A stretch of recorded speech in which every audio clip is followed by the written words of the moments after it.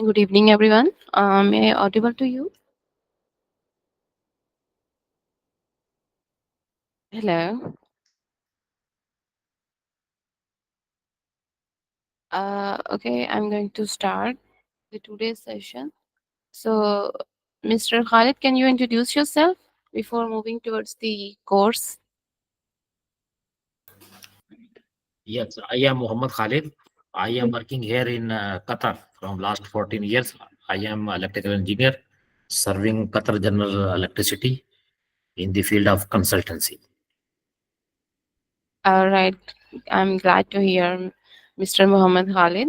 And I think after a few minutes, the other participant will join us. So, but the session time is already start. So, I'm going to start the presentation Okay. because we can't wait more for the other students. Okay. So, moving. Okay. So, first of all, it's the institute name is Fire Safety and Management Institute, which is offering the this 1 day course review course, and the course title is International Diploma in Disaster and Recovery Management. And my name is Hina Imtiaz, and I'm going to present the today's session. So first of all, I want to tell you that this is the International Diploma in disaster and recovery management, which is designed to equip the students with the knowledge and the skills required to effectively plan for, and they are prepared to respond to any disaster and the recovery from the various type of the disaster, including the natural disaster, human caused emergencies, complex humanitarian crisis. So this program is basically the aim of this program is to develop the professionals who can lead and coordinate the disaster management efforts at the local, national, and the international level. So this is the a short course overview, and this course is comprises on the 10 mandatory units, and the credits are of this the credits of this course is the 54 credits, and this course is overall comprises on 540 hours. But I'm going to just give you a short course of all these 540 hours in these 3 hours. So these are the contents of the course. That module one will be the introduction to the types of the disaster and how can we manage the disaster. And we will learn the details about the types of the disaster. And the second module is the assessment tools and methodologies.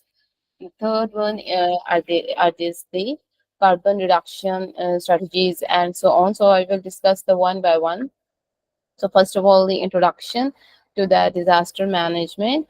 So first of all, we will learn about the definitions of the different types of the disasters.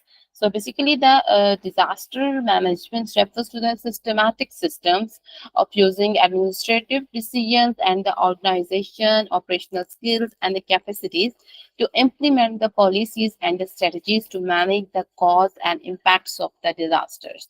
So first of all, we have to learn about what is disaster management. So what are the types of the natural disasters and the man-made disasters? So basically, the natural disasters are the earthquake, the floods, hurricanes, tsunamis, volcanic eruptions, and the landslides, etc. They are further categorized as the meteorological disaster, in which we have the floods, cyclones, hurricanes, typhoons, snowstorms, thunderstorms, droughts, hot cold waves.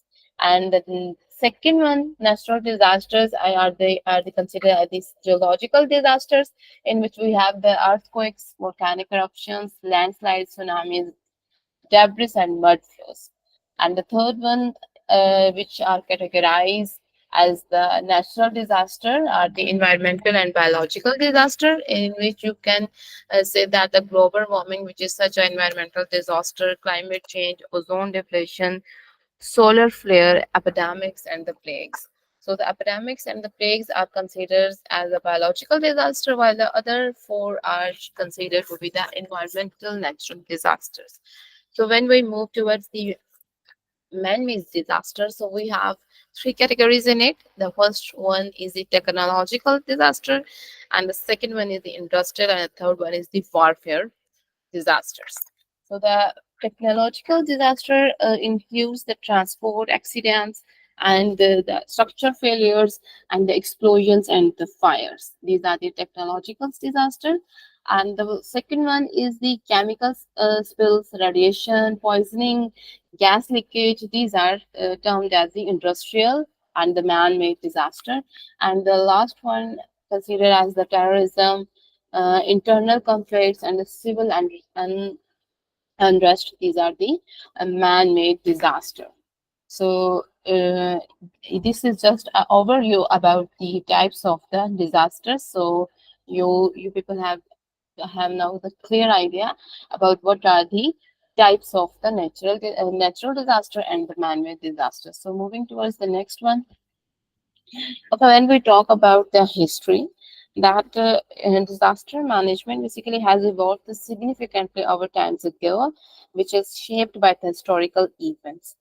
And with the gradually advancement in the technology and the growing understanding of the social and economic and environmental impacts of the disaster, the technologies developed and the uh, management of the disaster improved with the time. So when we talk about the ancient times, there were the community based responses. When there was any disaster happens in the ancient time, then what will do the in ancient civilization disaster management was largely community based. Society relies on the local knowledge and the practices to respond to the natural disaster like the floods and the earthquakes and the famines as well.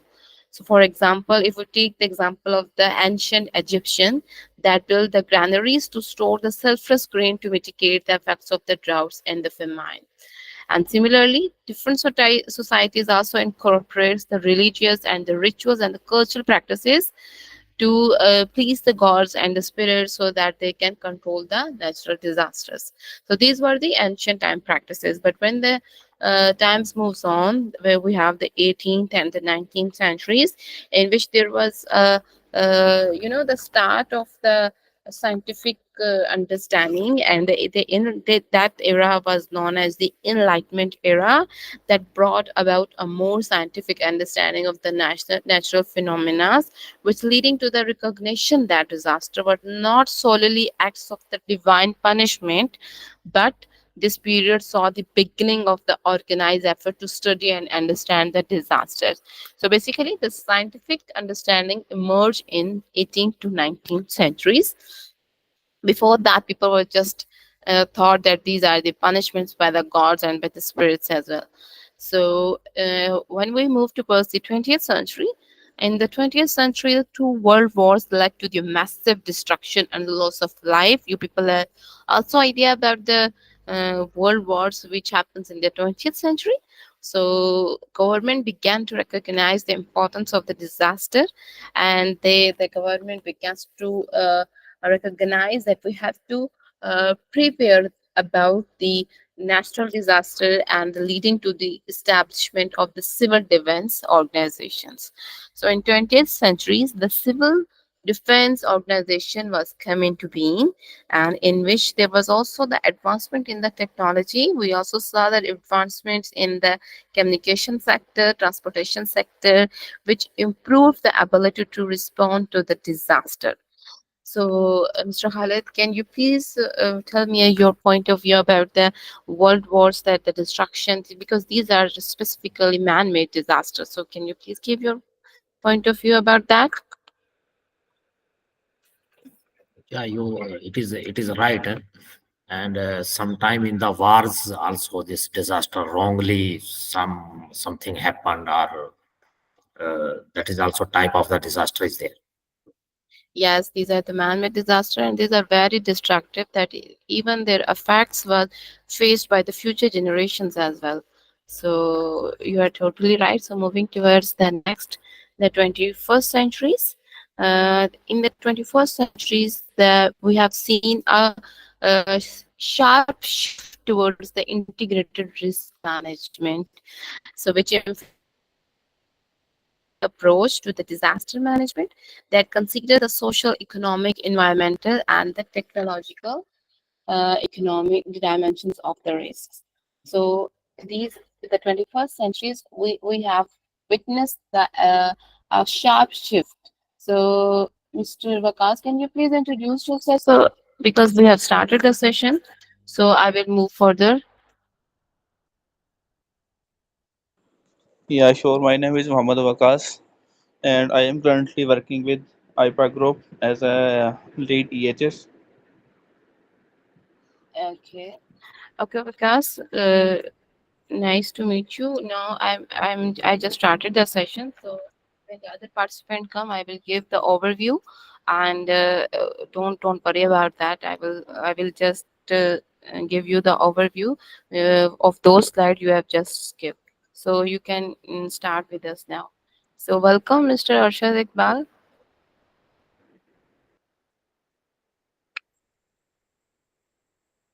Okay, so moving towards the 21st century, we are now learning about the history of the disaster management. And so, in the 21st century, we have seen the community based disaster management. There has been a growing focus on the community based disaster management, which recognize that the local communities are often the first responders and have the valuable knowledge and resource to contribute to the disaster management efforts, and in which certain types of the innovations and basically the technological innovations occurs, in which we use the advanced technologies to cope with these disasters, such as the drones, artificial intelligence, and the social media, and which basically has transformed the disaster management by improving through the early warning system and enhance the situational awareness as well. And in 21st century, we have been facilitated with the more effective communication as compared to the 20th and 18th 19th century. We have the so much advancement in the technology which helps in the management of the disaster management. So when we talk about the emergency management cycle, in which the certain agencies like rescues and 911, these are the organization which are typically work for the disasters and the emergency management, such as they are coping towards the emergency management. So moving towards the next one, the theoretical framework and the approaches. So in disaster management, we have different type of the theoretical frameworks and the approaches. So in which the first one is the disaster risk reduction, which focuses on reducing the risk associated with the disaster through mitigation, through the preparedness about the disaster management and the sustainable development. And the second one is the integrated disaster risk management, in which we have the a mixture of the all the in which we use the integrated approach and we combine all the technological and the human power to cope with the disaster management. Apart from these framework, we have other community-based disaster management and comprehensive emergency management and the vulnerable theories and the climate change adaptation and the crisis management theory. But I won't go into the detail of that because this is a short course, so I will just give you the overview of that. So this is the first module in which we learn about the types of the disaster, like natural disaster and the man-made disaster, and then we have the history which we have known so far, that what are the advancement occurs in management of the disaster with the passage of time. So moving towards the next one, which is the risk assessment and the mitigation. So first of all, whenever any natural disaster occur, we have to assess the risk that at which level that this typical that the specific disaster damage to the environment and the damage to the human capital and the resources. So after the assessment, we have to develop the mitigation strategies for that. So basically, different type of the mitigation strategies and the techniques used in the disaster management. The first one is the land use planning and the zoning, in which we implement the regulations that control the land use, such as restriction and the construction in the floodplains, that they restrict the construction on that areas which are prone to the flooding, and they restrict the construction on the coastal areas and the earthquake prone zones to reduce the vulnerability to the natural hazards. And then we have the building the codes and the standards. So for mitigating the natural disaster, we have to enforce the building codes that ensure the structure are designed and constructed to withstand with the specific hazards, like they bear the earthquake, and they bear the pressure of the water which occur in as a result of the flooding. And nowadays there people are focusing on the construction of the green buildings, that they are efficient with the energies, and they are also well proofs, and they are well designed to cope with the natural disaster. And next we have the environmental protection and the management. So for mitigating the natural disaster, we have to preserve and restore the natural ecosystem, such as wetlands, forests, and the mangroves, which basically act as a natural barrier against the disaster. Especially the trees are the natural barrier against the floods and the storms and the landslides. So the wetlands and the forests and the trees, these are the natural buffers and the natural barriers as well. And next, we have the infrastructure improvement. We have to develop and maintain the resilient infrastructures, such as the dams, flood walls, and the drainage system to protect communities from the impact of the natural hazards. And the next, we have the early warning system for mitigation and for the remediation of the disaster system. We have to implement the advanced technologies to monitor and predict the hazards and providing the timely alert to the communities at risk. For instance, if you take the example of the weather forecast, they already told you about the heavy rains. So these are the early warning systems. So when we move towards the next one, it's the public awareness and education. We have to educate the public so that they will perform well in any situation in which they are facing the post effects of the disasters. So we have to conduct the seminars and the workshops to raise the awareness among the disaster risk and promote the awareness among the public. This includes the community drills, workshops, and the information campaigns as well. Next, we have the community-based mitigation, in which we identify the risk and implementing these risks on local people, which are basically faces the damages of the natural disaster. And apart from that, we have to develop the resilient ecosystems, in which we don't have any fear about the natural disaster. We have to do the such type of the planning and the operational coordination in such a way that that our systems can bear the such type of the natural disasters. Now, moving towards the land use planning and the building codes. So, basically, the land use planning involves the regulation of the land to manage how it is developed and how it is used. And the basic aim of the land use planning is this, that they have to balance the needs of the development with the need to protect the community from hazards. So, for instance, if we take the example like zoning regulations, so they establish the zones in which, for example, the high risk areas like the floodplains and the low risk areas. And similarly, those areas which are affected from the seismic waves like the earthquake waves, so they have limited, are they strictly not allowed the development there. And next we have the urban planning. So the design the cities and town with the disaster resilience in mind. So these are the duty of the policymakers, that they have to design such type of the cities with this type of the mindset that they have to provide such a roadmap to the public which are disaster resilient, and it includes the planning for open space that can act as the evacuation areas and ensure the proper drainage to reduce the flooding risk.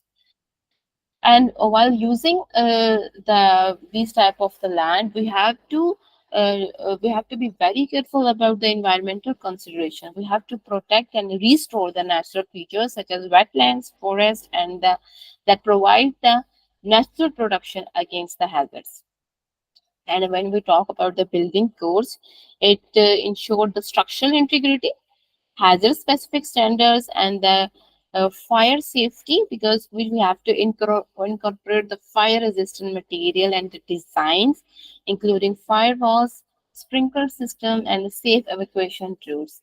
Yeah, I have witnessed a certain type of the buildings in which the architects and the policymakers have designed the evacuation systems very well, which basically used to minimize the risk and impacts of the fires, especially in the dense populated areas.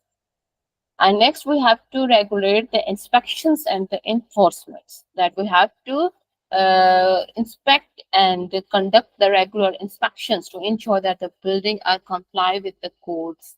So we have to follow the building codes to cope with the natural disaster, and these are all the codes which we have to follow while maintaining the which we have to maintain during this. So is these guys are visible to you guys? One second. Yeah, now it's much better. Okay, so moving towards the next one. So these are the land use planning and the building codes, which I have already discussed with you, that how the land is being used, that we have to follow the building codes, and we have to follow a proper planning before designing any urban community or before installing any industry. So these are the duty of the policymakers and the civil engineers and the environmentalists as well. So they will help the local people to protect for the production of the natural disaster. So moving towards the third module, which is emergency preparedness and the planning. So for that, I have to discuss about the uh, risk reduction, and in which you have to see that the disaster preparedness involves the development of the strategies, procedures, and the resources to affect and respond to the disaster and emergencies. So what is the main goal of that? The main goal is to minimize the impact of disaster on the human beings, on the property, on the environment as well, and they ensure a swift and efficiency recovery as well. So for that, we have to identify the risk assessment and the hazard identification. So for that, the main purpose is to understand the specific hazards that could impact a community or a organization. So for that, we have to identify the potential hazards like natural, technological, and assessing their likelihood and potential impact and prioritize them according to the level of the risk. Then we have the emergency response plan, which is very important in preparedness regarding the natural disaster. The main purpose of the emergency response plans to outline the actions to be taken during a disaster, and in that we have the different activities like developing the detailed response plan that include the roles and the responsibility, communication protocols, evacuation procedures, and the resource allocation and the coordination with certain emergency services. Then we have the resource management. We have to identify the stockpiling, essential supplies, and we have to ensure the availability of the equipment and the person, and establishing agreements with the suppliers and the partners. So, if you take the example of any natural disaster, so first of all, we have to contact to the emergency services, such type of the organization which are delivering the emergency services. After that, we have to take care about the shelter of that people which are affected of that typical disaster. So after the providing the shelter, we have to formulate a system of the food. So we have to ensure the supplies of the food to that people. And after that, we have to install the camps and the medical camps and the medical team. We have to prepare. We have to combine a team of the certain members in which different doctors and the nurses are must be the main member of that team. So we have to take these steps to uh, to ensure those people that the government and the policymakers are with them. So next we have the training and the drills. So before these are the conditions which we have to apply after the disaster. But before disaster, you have to you have to prepare. You have to conduct the trainings and the drills in which people already have an idea that what we have and in which ways we have to perform during any disaster. And then for that, we have to ensure the individual and the organization are prepared to execute the disaster plan, which conduct the regular training session, emergency drills, stimulations to test and refine the disaster preparedness. This include the training for the emergency response, community members, and the employees as well. And we have to uh, coordinate with the other stakeholders for for this for in that situation to because we have to establish a clear lines of the authority and the coordination mechanism for the disaster response and the recovery, and we have to ensure that the preference plan remain current and effective, and we have to do the regular review and updates that the disaster preparedness plan to reflect the change in the risk, resources, and the best practices. And we have to ensure that the essential services and the functions can continue during and after a disaster. So for that, we have to inspect that these type of the practices are continued during and after that disaster. And what is basically the importance behind that, because these type of planning help to protect the lives and reduce the damage to the property by ensuring the timely and effectively response. And we have to invest in the uh, pre training to reduce the overall cost of the disaster response, and we have to prepare the communities which are more resilient and they are able to adapt to and recover from the disaster. So we have basically better to equip to support the each other during the emergency systems. So we have these emergency operation systems and the incident command systems. So these uh, incidents programs includes that we have facility and the stock locations, and we have to follow the evacuation plan, the relief transport, and the temporary depot location routing. These four are the pillars of any emergency operation center. We have to for instance, if you see in the picture that in the first stage there is the preparedness and the initial response. And for instance, if a flood is a natural disaster occur in any society, so you have to develop these four areas, these four teams through which you can help the local people. And in the second stage there is the disaster response. It means that uh, we have to focus on the operation centers, which are pre-disaster operation centers and the post-disaster operation centers. In the next, we have the early warning systems. In the early warning system, we have risk analysis and assessments, communication and dissemination, community awareness, and the response and the actions plans. So this is the integrated early warning system in which we have to focus on the risk disaster knowledge. We have to educate the people through the early warnings. Like I have give you the example of the weather forecast, which we have through which we have to know about the temperature of the sun and the heavy rains. And second, we have to detect and monitor and analyze the forecasting, and we have to dissemination and the communication power to the public. You have to communicate to the people that you have to prepare. You have to evacuate that area which are prone to the flood, which will be prone to the earthquake in the coming 5 days. So the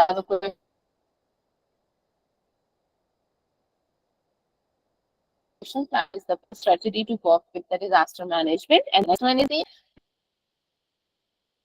natural disaster. These four basically early warning systems which are very effective in any natural disaster. When we talk about the incident command systems, the incident command system, so what is it? So it is a standard approach used for managing emergency responses. So for that, we have to take care about the three key points. The standard structures that the incident command system, which is known as ICS. Okay, the ICS provide a clear chain of the command and the standardized roles such as incident commander, operational commander, planning, and logistics. So for that, we have the finance administration. This structure allows the different agencies and the organization to collaborate effectively during the emergencies. And the ICS is basically designed to be scalable, meaning it can be expanded or contract depending upon the size and complexity of the incident.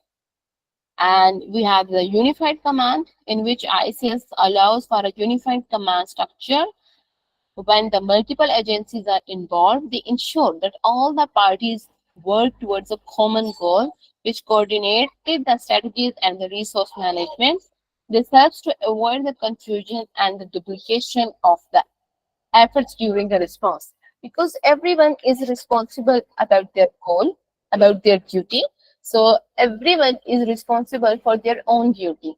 So the incident command systems helps to uh, helps to uh, to basically allows for the unified command, that this helps to avoid the confusion and the duplication of the efforts during any disaster.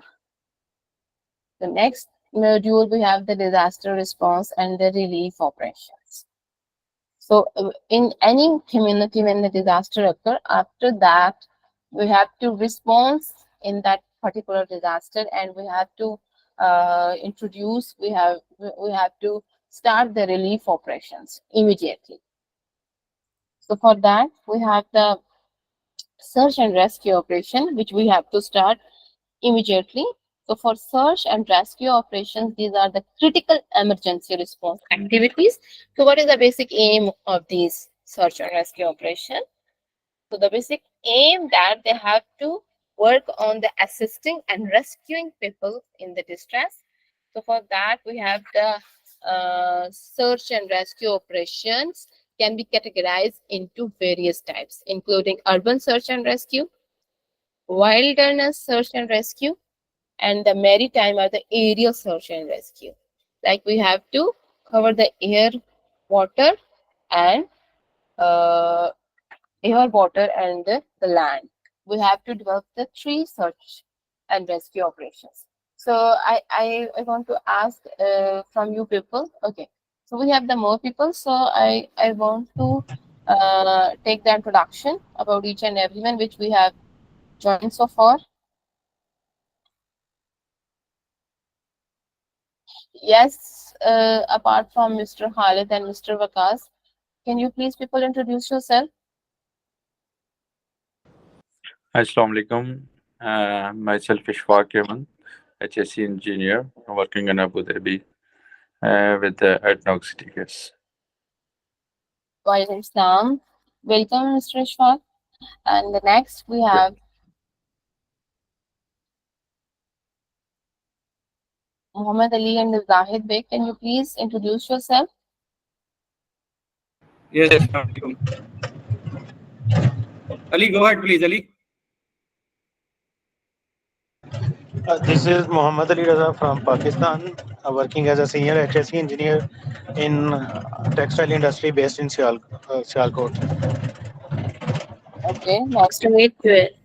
Nice to meet you, Ali. Yes, Mr. Zahid. Yes, myself is Zahid Beg. I'm working in Qatar as a HSC consultant.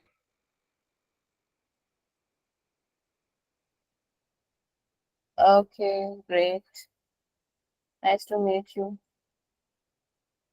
Okay, and the next, Mr. Arshad Iqbal, welcome back. You are the student from my previous course as well. So, Mr. Arshad, जी अस्सलाम वालेकुम I am environmental officer at NEOM Saudi Arabia. okay, I know about you. You were also in the last course. So, welcome back, Mr. Arshad. Yes, ma'am. Thank you. My pleasure. Okay, so I will give you the recap that what we have learned so far because this is a short course and I don't want to miss anything. So,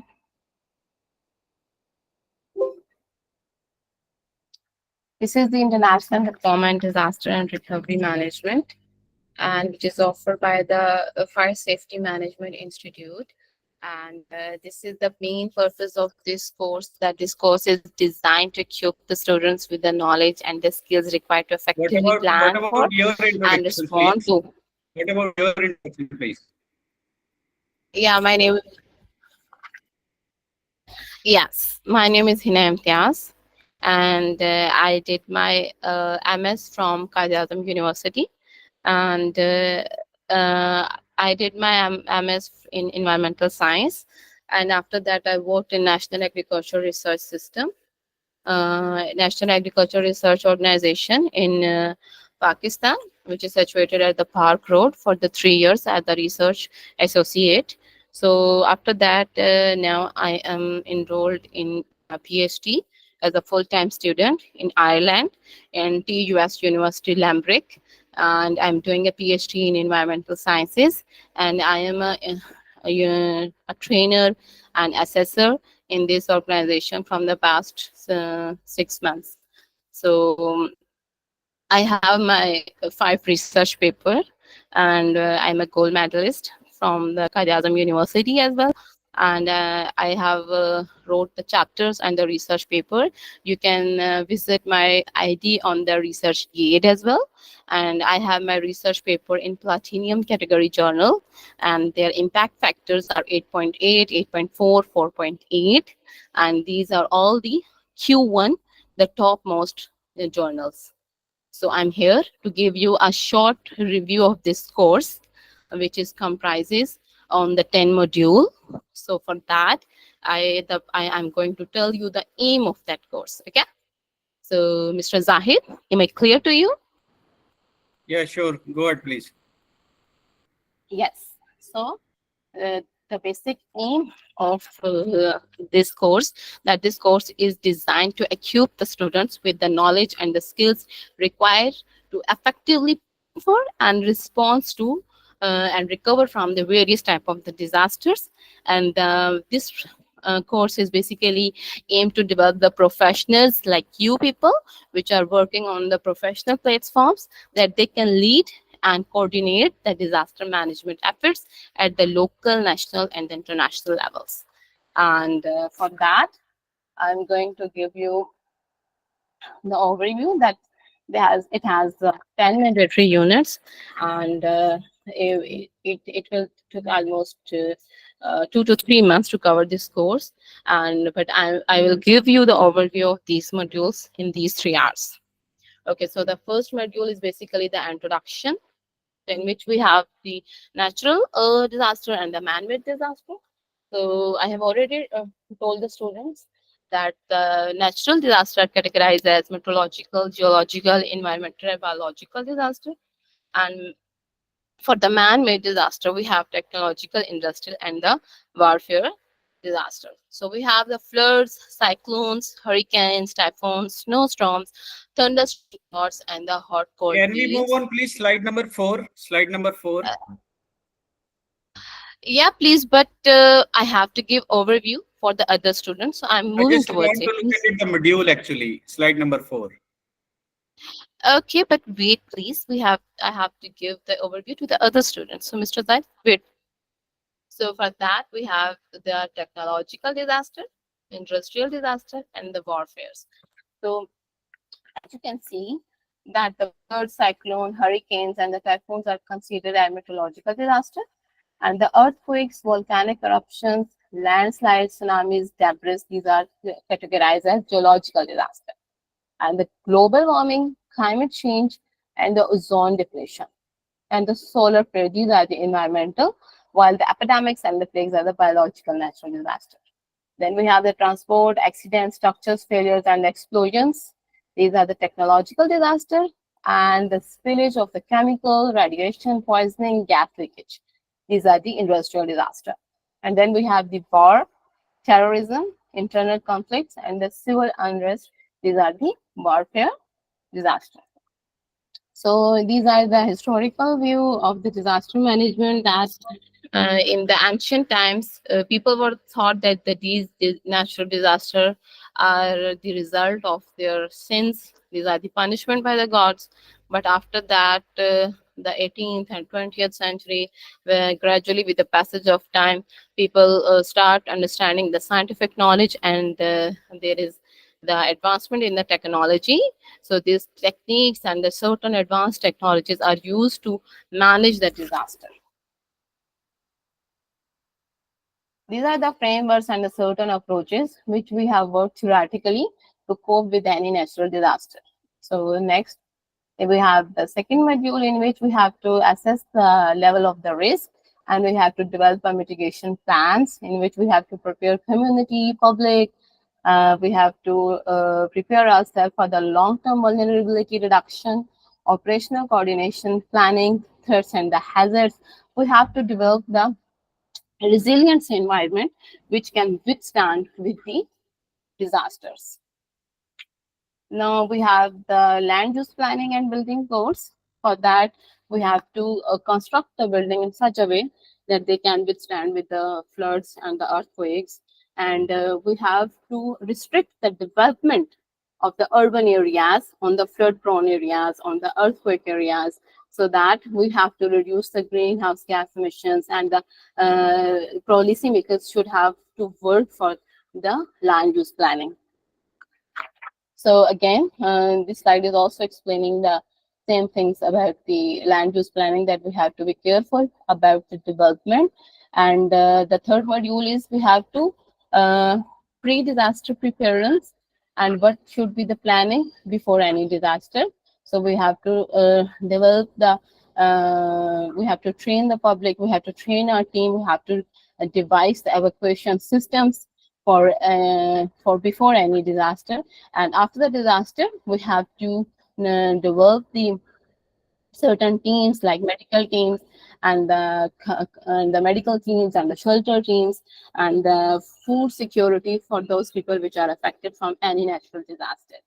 And then we have the early warning system. These are also the pre-disasters warning systems. Like we have to forecast such type of the disaster which can appear the public, and they can do their own preparedness regarding that disaster. So we have to improve our communication systems, and we have to improve our coordination with all the services that they want, duplicate their efforts. So for that, for avoiding the duplication, we have the incident command systems. So next is the disaster response and the relief operations. So moving towards this, I was on this slide, the search and the rescues operations.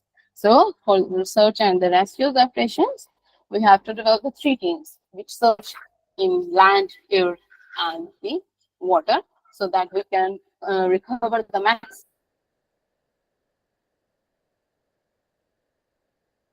maximum alive people, and we basically we have to provide the medical aid immediately. So for the emergency medical, rapid, 1 second please. If we guys does not provide any medical or services to that person, so that it might be led to the death of that particular person. So we have to be very careful about the medical services. So for that, we have a crucial component of the healthcare system, providing the immediate Medicare in emergencies. So for that, we have the rapid response, which is designed to provide the medical care at the scene of the emergency, at the scene of the disaster, and during the transport to a healthcare facility. So basically, this rapid response is essential in life-threatening situations. Okay, so such as the earthquake, strokes, other traumas, where the timely intervention can save lives. So this is very important. So next we have the trained personnel. So the emergency medical services teams are composed of the highly trained professionals because we don't want to take any risk because the human life is in our hands. So we have the EMS teams, which are composed of the highly trained professionals, including paramedics, emergency medical techniques, and sometimes we have the nurses. But because the nurses and the doctors, these are the key persons for the medical services. So for that, we have to perform the emergency procedures like CRP, and we have to administer the medication and managing the airways and the breathing issues because some persons are suffering from the suffocations. So this care is a vital, and basically this care is very important in improving the patient outcomes before they reach to the hospital. So we have to ensure if we are working in any industry, so we have a backup for the rapid response, and we have a first aid kit at hand before any disaster. And we have to train not only we don't want to wait for the doctors and the team, but we have to train our own employees that how can you conduct the CRP, how can you save the life of the others. So in any disaster, every person can act as a doctor. So for that, every person should train that how can they provide a first aid to any person which is suffering from any disaster. So it must include it in the trainings of the such industries, that they have to train their employees before finishing their the training sessions. Some organization took the 3 months for the training of the employees.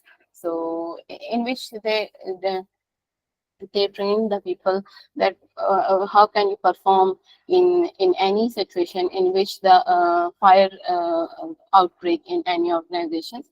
So these are the training which is a compulsory part of the any organization, other compulsory part of the training of that employees. Next we have the pre-hospital care. So the emergency medical services provide a critical pre-hospital care, which includes stabilizing patients, and they perform the emergency procedures. And we have to coordinate with the hospitals that these teams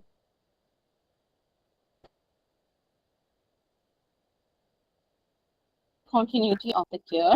So basically, this coordination often involves the advancement communication system that allows the EMS team to realize the patient information and receives the medical guidance in route. And the a perfect coordination systems will allocate the patient properly. That if the bed is finished in one hospital, then you can't send that patient to that hospital which don't have any space for the other people, because we don't have time. So when the patient moves to that hospital and they don't have any free bed for that, they don't have any facility for that, and every person and every staff is busy already, so that patient and that affected person don't have time to move to the other hospital. So if emergency medical services team members are in coordination with the hospitals, so they can send the people to the space to the hospital. So the public health role. So for the public health role, we have to respond to the emergencies in which the emergency medical services play a role in public health by participating in disaster response communities and education. So basically, The emergency medical services provide often engage in prevention care efforts such as vaccination campaigns or the public therapy trainings and contributing to the overall healthcare and the pre-training of the disasters. So these are the emergency medical services. And next we have the relief aid and distribution camp management, in which you have administration and the camp management. You have to, this, suppose this is the area in which the disaster occurred. So you have to divide these. So the blue rows, these blue rows and these small blue compartments shows the tents which are installed for just time being, and then you have to allocate a portion of the administration and the camp management, and the red in the next the red block which shows the emergency health care. This is the first aid, medical aid which has been provided to the people, and then you have to install the water purification facility. These are the camp management, and these are the strategies which you have to adopt after disaster. Then you have to install a small market so that the people can buy such things. And again, you have to install the healthcare unit and the healthcare and the hospital. And these are the three storage systems in which the people can store their own stuff, because in time they don't have any space enough, so they can store their own precious things. Next, we have the recovery and the reconstruction. So after the disaster, there is a task of the recovery and construction. So, for the recovery, you have to assess the damage. You have to assess the level of the damage. You have to analyze the needs of the local people. So if you see in the picture, if any disaster happens, so for the post-disaster needs assessment, you have to establish the PD and A, means post-disaster needs assessment team. You have to train the certain members, and for these type of the people must have to train to collect the data, and they have to validate that data, and they draft the sectoral reports. They have to consolidation and analysis of the sector effects, impacts, and the needs. And after that, they have to formulate a strategy and a recovery strategy, that how can we recover from the damage. And they have to they have a clear idea of the resources mobilization and implementation mechanism. So after the formulation of the report, they have to present the report to the policymakers, to the decision makers, so that they can provide the resources, and uh, they can develop the strategies to provide the maximum facilities to the people. For the restructuring planning and implementation, we have to conduct a specific role through the assessment, which is crucial for understanding the specific requirements of the affected population. Like, what are their priorities? People are either have the priority of the study or not. For instance, if we talk about any backward areas in which students or don't want to go, they already not enrolled to any schools, and so for that, you will install a camp in which there is no need to develop a secondary school for those kids.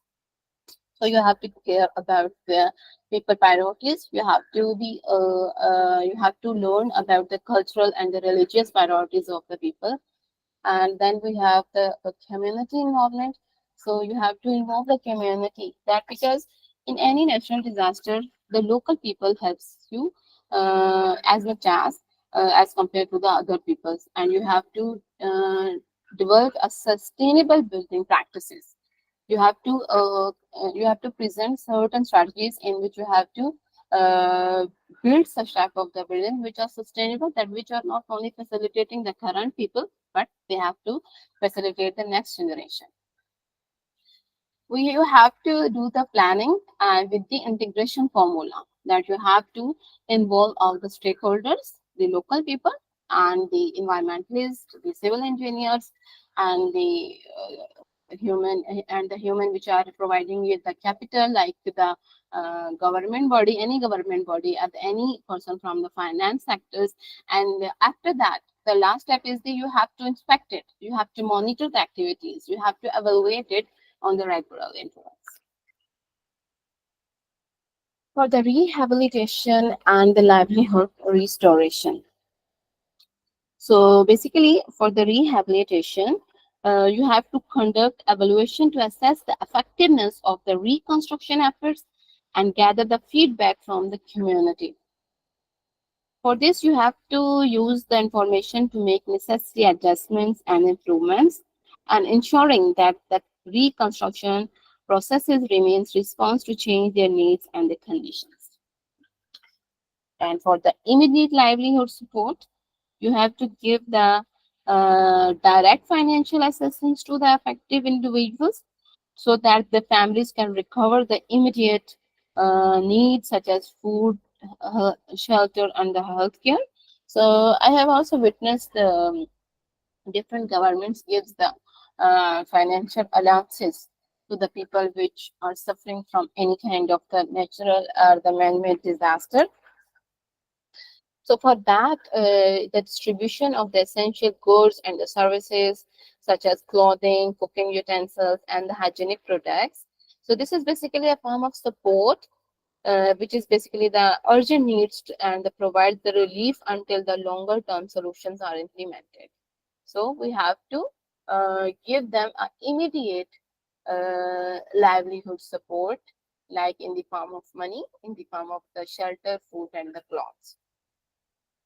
Next, we have the skill development and the training. So for the skill development, we have to offer a short-term training programs which focuses on the practical skills that are in demand in the local job market. So this could include the training in trades, and the people are trained to use the modern technologies, and they have to be aware about the certain situations. They have to be skillful that how can they perform in such situations. And next we have the access to the credits and financial services, in which we have to facilitate the access to the small loans or the grants for the individuals so that they can start their own business and they have to recover from that specific loss. So for that, micro loans can help to restart their businesses, or the government can invest in the new ventures so that people have the chance to get the jobs, while the grants provides the non-repayable supports for the critical needs. Apart from that, I will give you the example that the government offered the training on financial management. Yeah, this is another option that they allocate a specific budget for those people which are suffering from the post effects of any natural or the man-made disaster. So it will create a financial literacy, and it will also enhance the ability to manage the funds effectively and also plan for the future long-term solutions. So next we have the infrastructure restoration.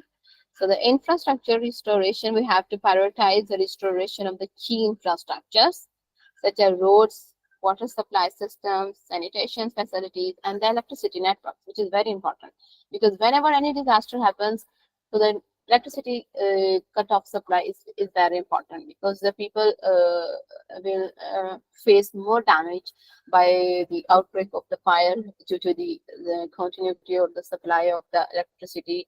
So after that, when the rescue teams approaches that specific location, then the continuity of the electricity supplies will be ensured.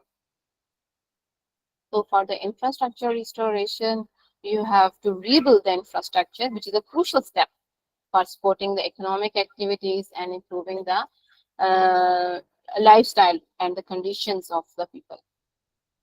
So for the reconstruction, the infrastructure and the restoration, you can repair the community facilities such as schools, healthcare, and the marketplaces. And then we have the social protection programs, you have to implement the programs such as unemployment benefits, disability assistance, that you have to give a maximum chances by starting the new venture so that the people can get jobs. Because some people are working their own stores, their own grocery stores, so that stores are damaged. So they have no capital, they have no business. So the government should install some ventures so that the people can get the jobs and they can earn some money. For the community-based approaches, we have the local involvement, and then we have to establish the community which support the networks and cooperate to facilitate the mutual assistance. And then we have the long-term economic diversification, in which we have to encourage the new industries such they can support the development of the new industries. And this can include the promoting the structure such as sustainable agriculture. They can do their own agriculture, or they can grow their agriculture farms, and for that they can foster the environmental conduct for environmental innovations and entrepreneurship activities for that. Okay, so next we have the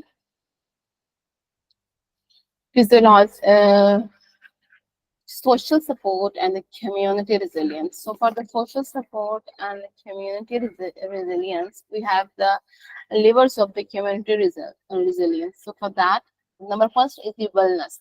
You have to promote the pre-post incident health access, and you have to ensure the health social service access. In that case, for instance, you are a decision maker of any area in which the disaster outbreak.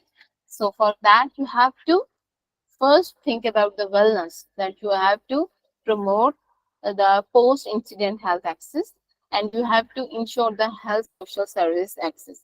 Because for me, each and every student is facing such a situation in which he can take the decision for the well-being of those people. So for after that, you have to develop a small sector for the education in that specific area. And then you have to engage the people, and you have to develop small partnerships between the governments and the NGOs, so they can for instance, if you allocate the duty of the food supply to one NGO, so you can allocate the supply of the clothes to another NGO. So in that way, the different organization works in partnership, and they work simultaneously for the well-being of the people.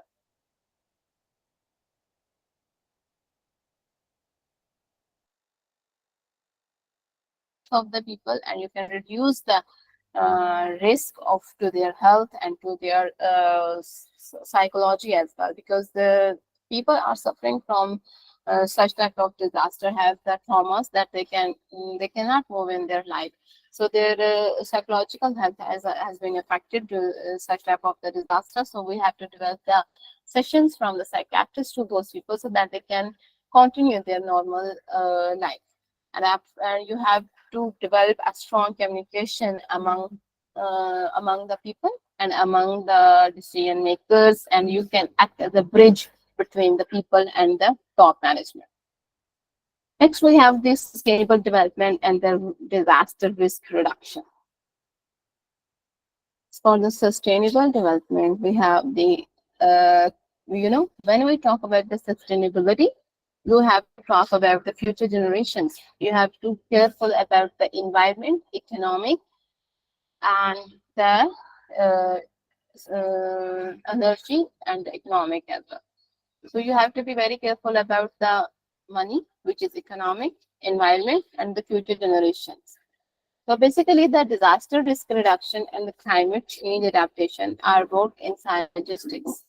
They can give the common risk reduction and the vulnerability reduction objectives as a both actions.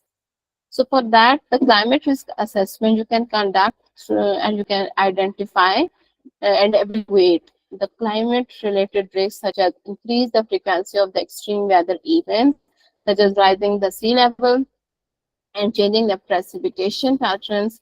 This involves analyzing the historical climate data, and you can model the future climate change effects.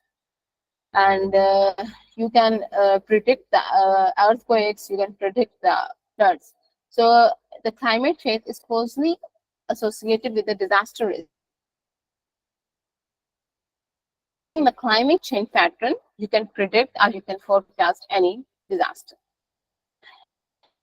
Now, when we talk about the ecosystem-based disaster risk, that basically it entails combining the natural resources management approaches or the sustainable management of the ecosystem with the disaster risks, such as I have already tell you the DRR method in the theoretical framework, in which you design, you plan the certain strategies which you have to implement in that area.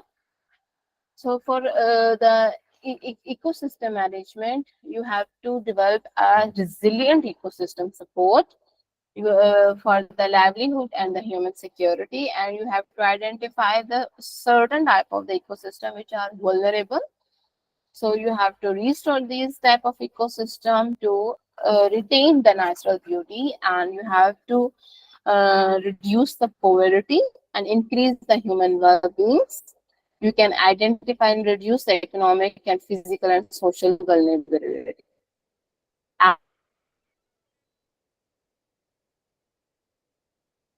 And for the disaster risk management, you have to save either through providing instant medical support, either through the rescue serve operation, or through the evacuation plans. The first goal of the disaster risk management is the of the human by any plan, by any strategy, or by any mitigation strategy. Next, we have the integrated disaster risk into the development planning. So, for instance, you have the integrated development plan. So you have to do the compilation and the reconciliation of the following information. Number one is the existing information which is in your hand. You have to collect the data which is readily available to you. Then you have to involve the community and the stakeholder analysis. You have to gather all the stakeholders, because all the stakeholders, which includes the government level, any policymaker body, environmentalists, journalists, local people, and the civil engineers, and the finance minister. So these are the stakeholder bodies. You have to gather these, and you have to tell your plan, your own plan, that what you want to do about the people which are affected from the certain disaster. Then you have to do the spatial, gender, environmental, and economical and institutional analysis. By combining all these factors, you have to develop any mitigation plan and any integrated disaster risk strategy. When we talk about the disaster management in institution, you have to compile the disaster management information, and you have to collect the assessments of such type of the hazards. You have to do the assessment about social and cultural needs of the people which are suffering from any disaster. Uh, you have to study the economic condition of the country. You have to study the environment. Okay, here I want to quote an example, that when we talk about the social and culture of that area in which the people are suffering from any disaster. So, recently there was a very huge earthquake occurring in Turkey, in which a lady is refused to come out without any scarf. So the rescue teams provided a scarf to that lady, and after wearing that, she came out. So these are the social and the cultural needs and the cultural priorities of the people. So you can't just pick that person and there is no need to cover your head because we are in such a situation. No, you have to be very careful about the social and the cultural needs for that. So next, you have to be aware about the political conditions. So, for instance, okay, I'm not going to specify any area because I don't want to. I have known certain areas in which the local people are acting as a goons, as a gangsters. So they won't allow any external parties to work for the well-being of the people. So you have to be, well aware about the political conditions and the sensitive areas and the sensitivities of the political activities. After that, you have to work on the natural ecological environment and the physical environment. So the what type of the land it is, either the land is prone to the flood, either the land is prone to the earthquake. And then you have to introduce the physical activities, and you have to learn about the physical environment. So basically, it's the extent of the vulnerability, and these are the inhabitants, which are the main goals and which are the main focus. And next is the capacity assessment. You have to assess that either that people or the local government, if you are presenting a plan, okay, so either the government is capable of implementation of your plan, because for me, you are the person who is at the center, and everyone is looking at you, because you have to solve the disaster. You have to work on the disaster management. So for that, you have to give a very feasible plan, which is economically feasible, which and you have to use a small budget for managing such activities like installation of the camps. You can't say that, okay, I need such type of specific tents for that people. Okay, no, you have to be very careful about the budget. If the government gives you a budget of 1 million, so in 1 million you have to manage the tents and the food and the clothes of that. All right, so you have to keep these things in your mind, that you have to use the capital, and you have to you have to manage all the things. So next we have the disaster management, governance, and the coordination. So for the disaster management, governance, and coordination. So for the coordination, the media, especially the social media, it is the one of the a key. You can say that a significant role which is played by the social media. So after media, we had the government, NGOs, donors, community, and the citizen. And you have the immediate environmentalist, regional corporation, private sectors. You have the academia. So these are all the stakeholders in the disaster management. So I will tell you in detail that what are the roles and responsibilities of all these stakeholders, including governments, NGOs, United Nations, agencies, and the local people. So first of all, I am going to start the. If somebody want to ask any question, or I want to listen something from you people, that either you are getting it or not. Yeah, yes, Mr. Ali, you have raised hand.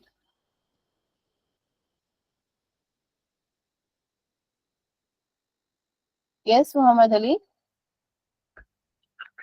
do you have any question? Okay. Yes, ma'am. Thank you very much, Ishfaq Ahmed here. Actually, that is very good information and good presentation. Just I want to add one thing related to health services during the disaster. I think either I miss or I think not including in this presentation related to the health services triage. One term is using in the medical triage response. So if you not covered, then I will little bit add something about that, if you allow me. Yes, please.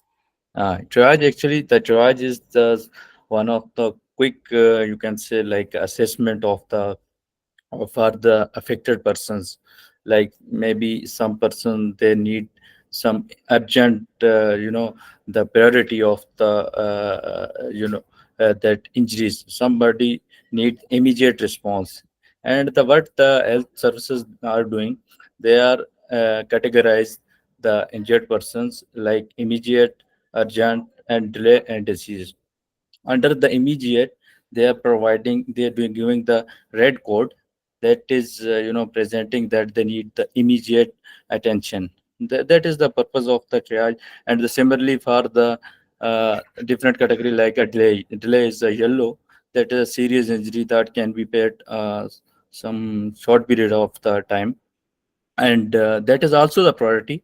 And similarly for the green, which is minor, so that is the triage system. That is during the disaster, the most of the the health services and hospitals, they are activating that system. That is one of the method to categorize the patients and during the disaster. So I hope it will be the helpful. Absolutely. I am glad that you told this strategy, which is very, yeah, you can label the person, you can label the injured person basically, so that they can deal by the doctors and the nurses in the hospitals accordingly. Because the hospital, this is one of the the responder hospitals and emergency services.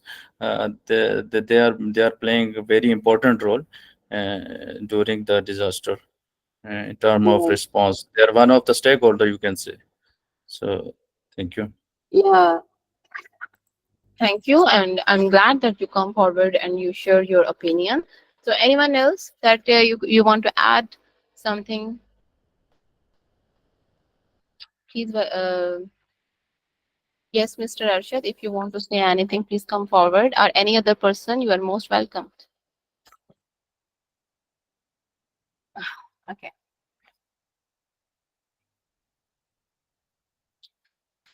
I think he has some network issue. I'm moving towards the roles and responsibilities of stakeholders, including government, NGO, UN agencies. So for that, we have the in basically in disaster management, these are the stakeholders which play the crucial role.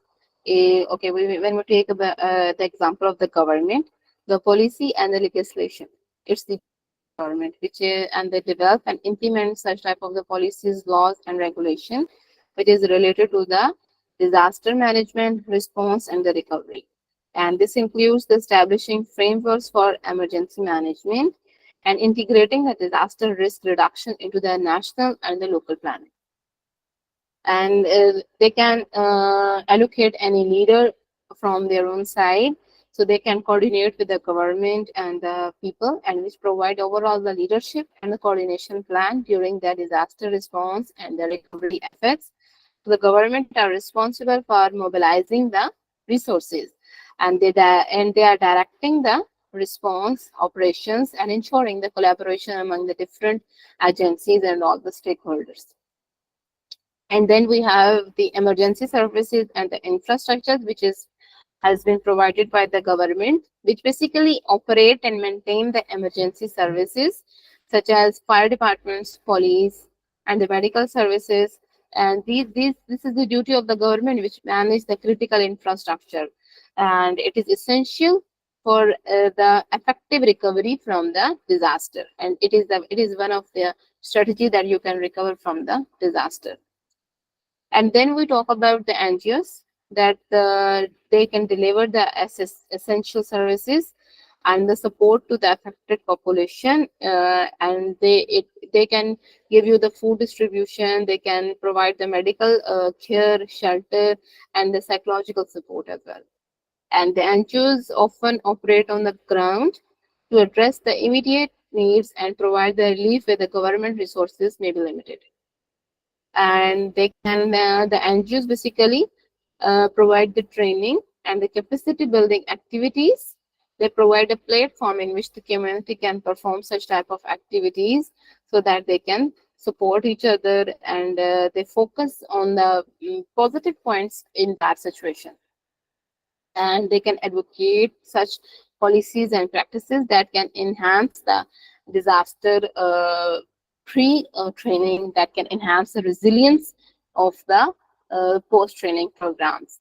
And the NGOs work to raise the awareness about the disaster risk and promote the community engagement in the disaster risk reduction efforts. And then we have the UN agencies, These are the United Nation agencies such as the Office for the Coordination of Humanitarian Affairs.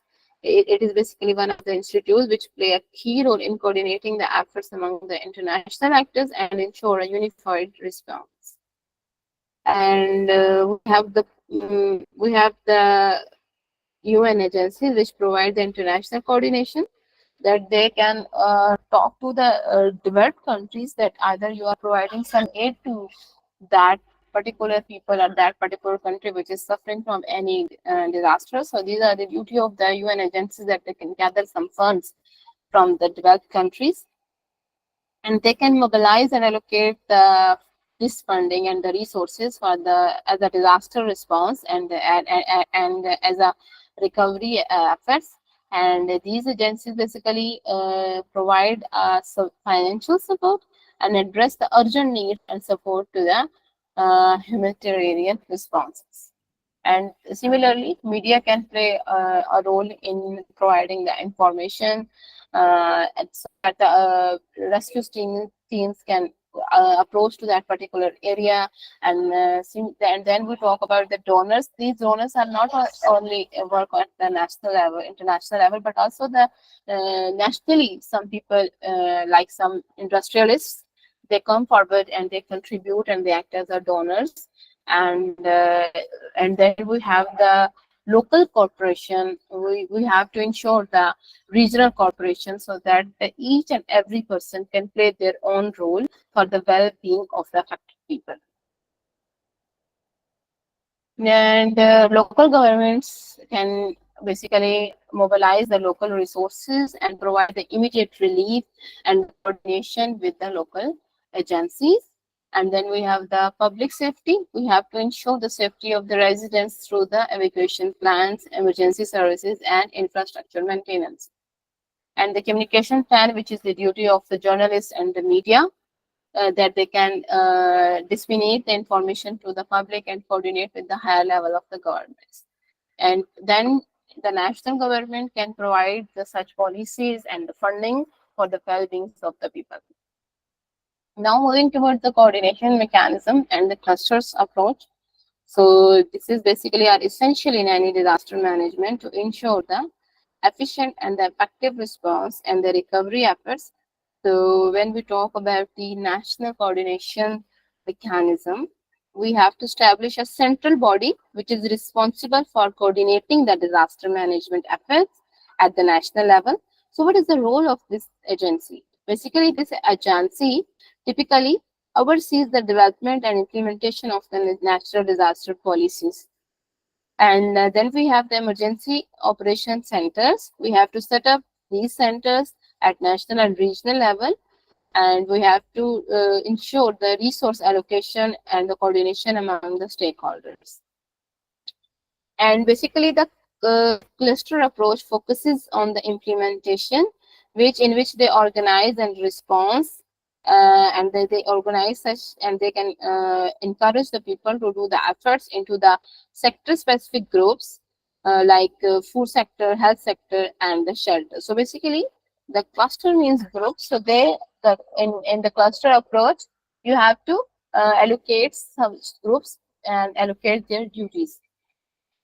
Then we have the information sharing and the coordination, in which you have to hold the regular meetings among the stakeholders, and in which you can invite the people from any representative from the government, NGO, at the UN agency.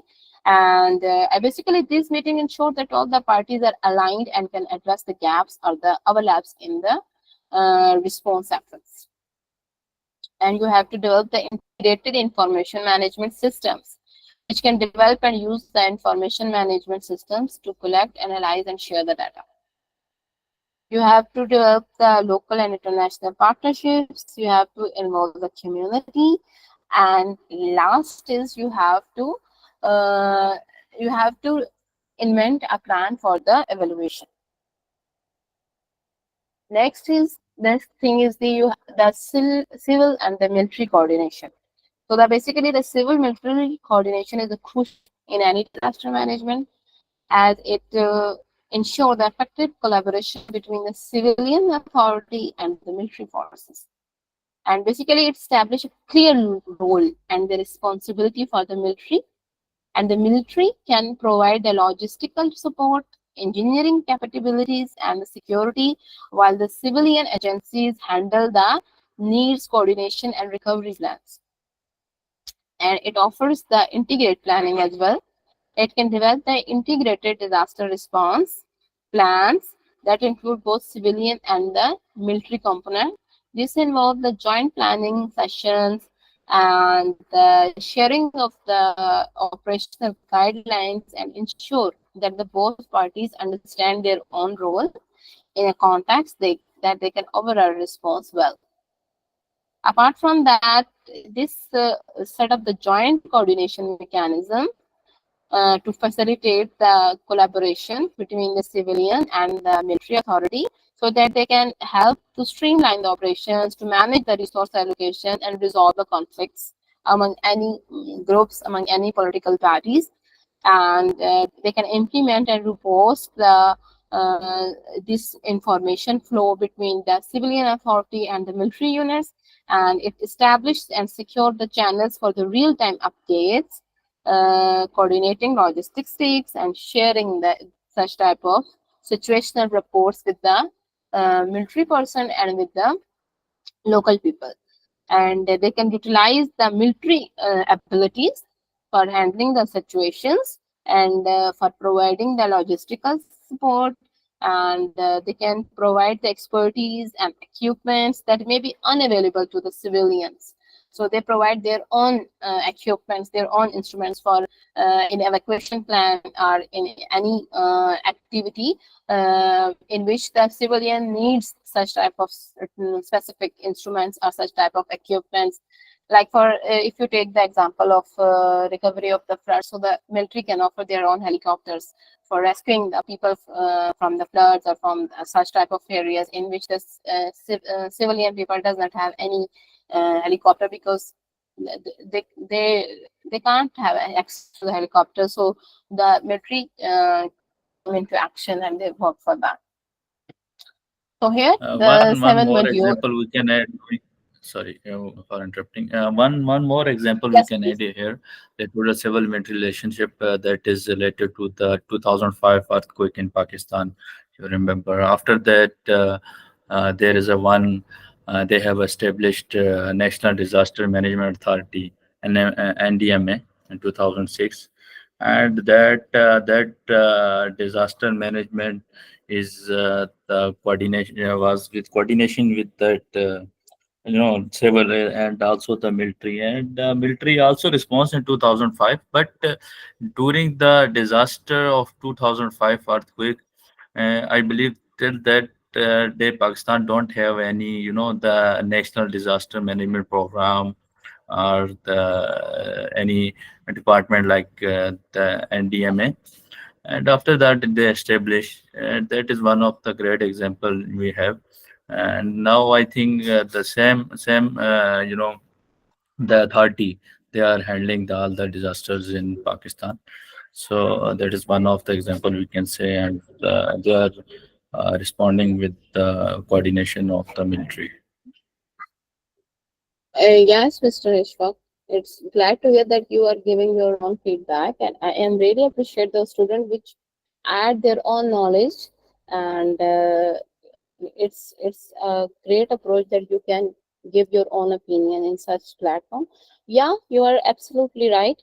After the earthquake of 2015 in Mirpur and Kashmir and in Islamabad as well, because the seismic waves are passing from Islamabad, Kashmir, and the Mirpur and these type of areas. So all these areas are badly affected from the disaster of the earthquake in 2005. So after that, I think Pakistan developed the Rescue 112.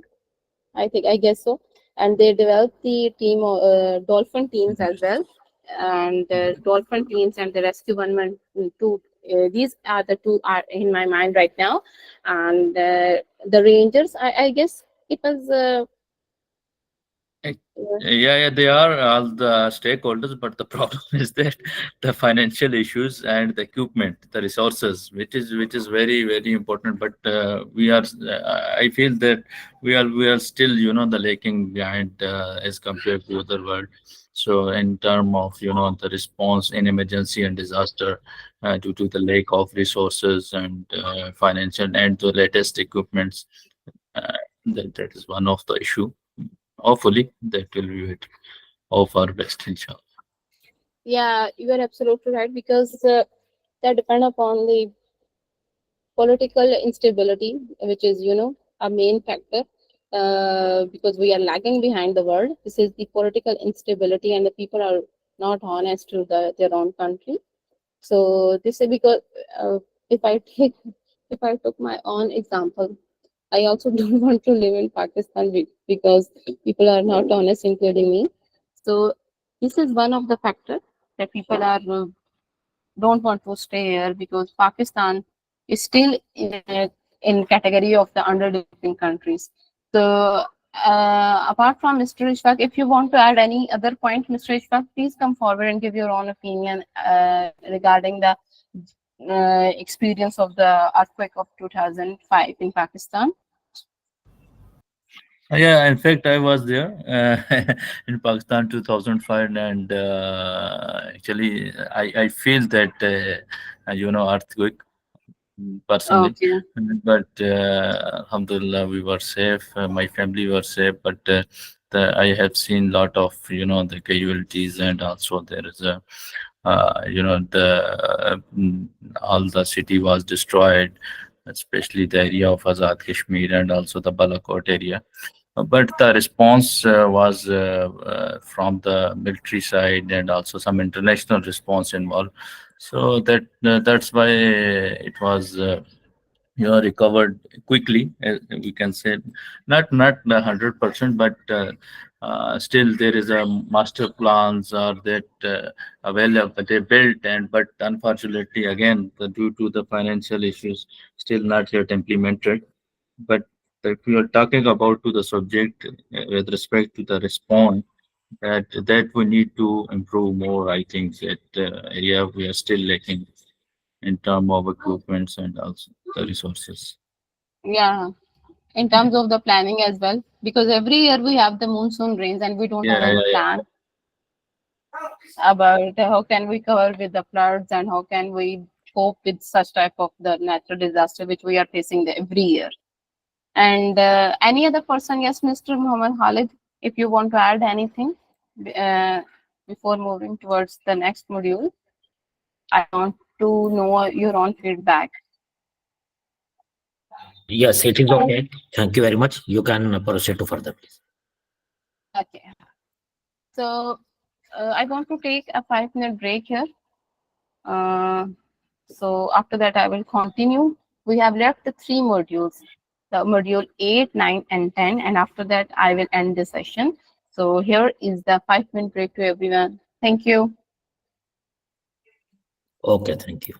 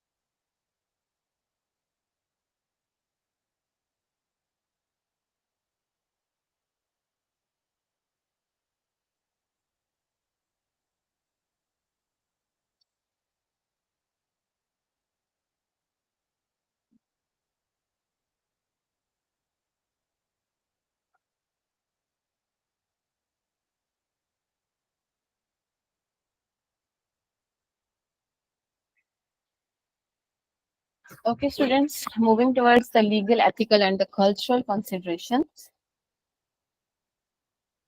Uh, for the ethical, the cultural consideration, I have already told you that you have to already learn. We have to learn the people, values and the traditions before implementing any disaster plan. And when we talk about the human rights, these are the ethical rights that you have to deal with the people equally, because the right to the life and the security is equally of that affected people. So you can't discriminate that any person from the other, because you have to deal with each and every affected person equally, because everyone has right to the health, to the medical care, which you are giving instantly to the injured people. And we are the responsible for the protection of that vulnerable groups.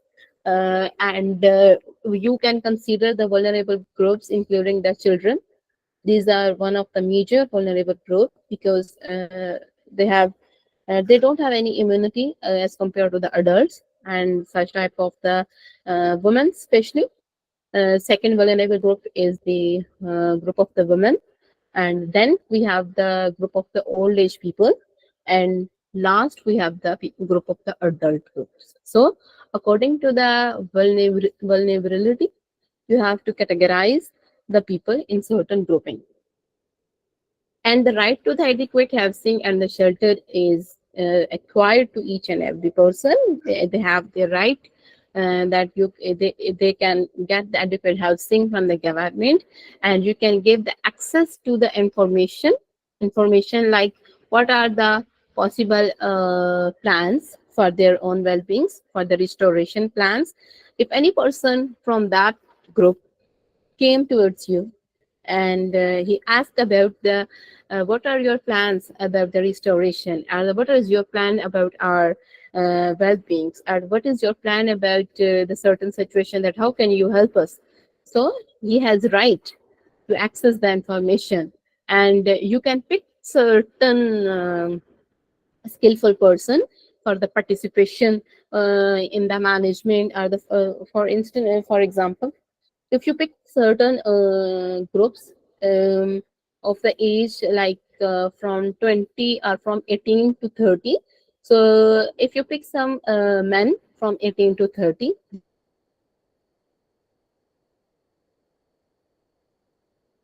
in the management activities or in the shelter activities, they can help you in installation of the tents, they can help you in installation of the installation of certain uh, things. Like if you want to install any medical camp, they will help you, so you can select and you can give the right to the participation in such type of activities. Then we have the humanitarian principle of neutrality and impartiality, that you don't have to you don't have to keep the grudge in your heart regarding the political condition, regarding any person, regarding any affected people, because you have to work neutrally. And then right to the food and the water, every person has the right and the equal right to get the food and the water. And then we have the freedom of the movement and the safe passages, because you are accountable, and you have to provide the justice for the human rights violation. So these you have to be very you have to be very honest with all the people, and you don't have to discriminate with any people apart from the when we talk about the vulnerable groups. Okay, they are you can treat them as accordingly, but you can't give certain child a more facilities as compared to the other child, because you have to treat each and every child equally. These are the ethics of the disaster management, and you have to follow these ethics. And when we talk about the cultural sensitivity and the community engagement, you have to understand the local custom. You have to recognize and integrate the local culture, local norms in any disaster response strategy. That you can't place the girls and the boys mix in any tent. You can install the separate tents for that. because people don't want to live comfortably with other gender. So these are the customs, these are the local norms, and apart from that, you can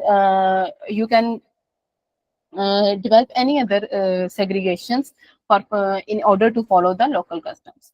And you have to engage the community leader that at the district level, at the regional level, that they can collaborate with the local leaders, or they can collaborate with the national leader to ensure the cultural sensitivity approach and community buy-in. You can use your local language. You can hire any person as an assistant, that they can give you the assistance that you can perform well, or your team can perform well, and you can communicate well in the local language to build the trust and ensure the clear understanding. If you are a person who already know their own local language, you can communicate with the people in their own local language, so people can trust you, and they will behave well, or they can feel peace psychologically, and their mind can and their heart can be at the relax. They can relax, and you can respect the religious practices, which is very important. This is very important point, that we have to respect the religious practices. I'm saying again and again that we have to practice, or you have to practice, because I'm considering you as a person, as a disaster manager. So you are the manager, and you have to keep in mind that you have to respect their own religious practices, and you have to involve all the community members, especially the vulnerable groups, in planning and recovery process. That I'm going to implement this strategy. You people are with me, or these strategies are acceptable to you in any recovery process. Okay. The next is the when we talk about the ethics in the disaster management, it's basically a crucial, because decision can significantly impact the affected communities, and in which we have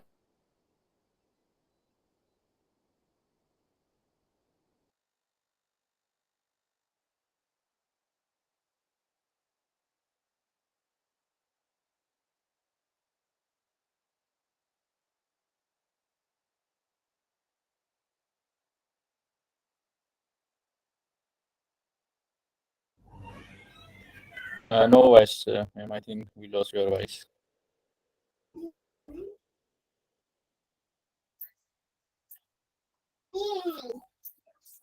And anybody can hear?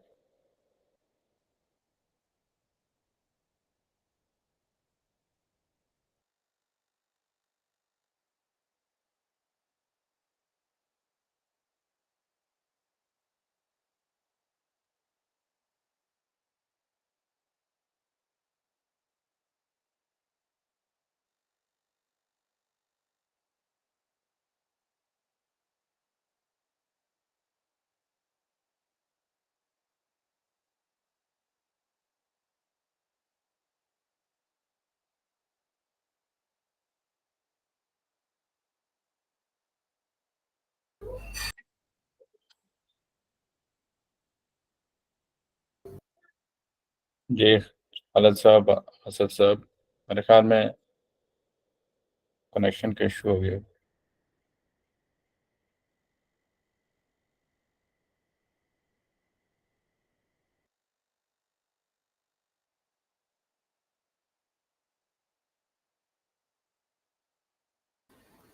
okay. I'm sorry. There was a electricity issue, but now the UPS is working very well, and I'm going to continue my presentation again.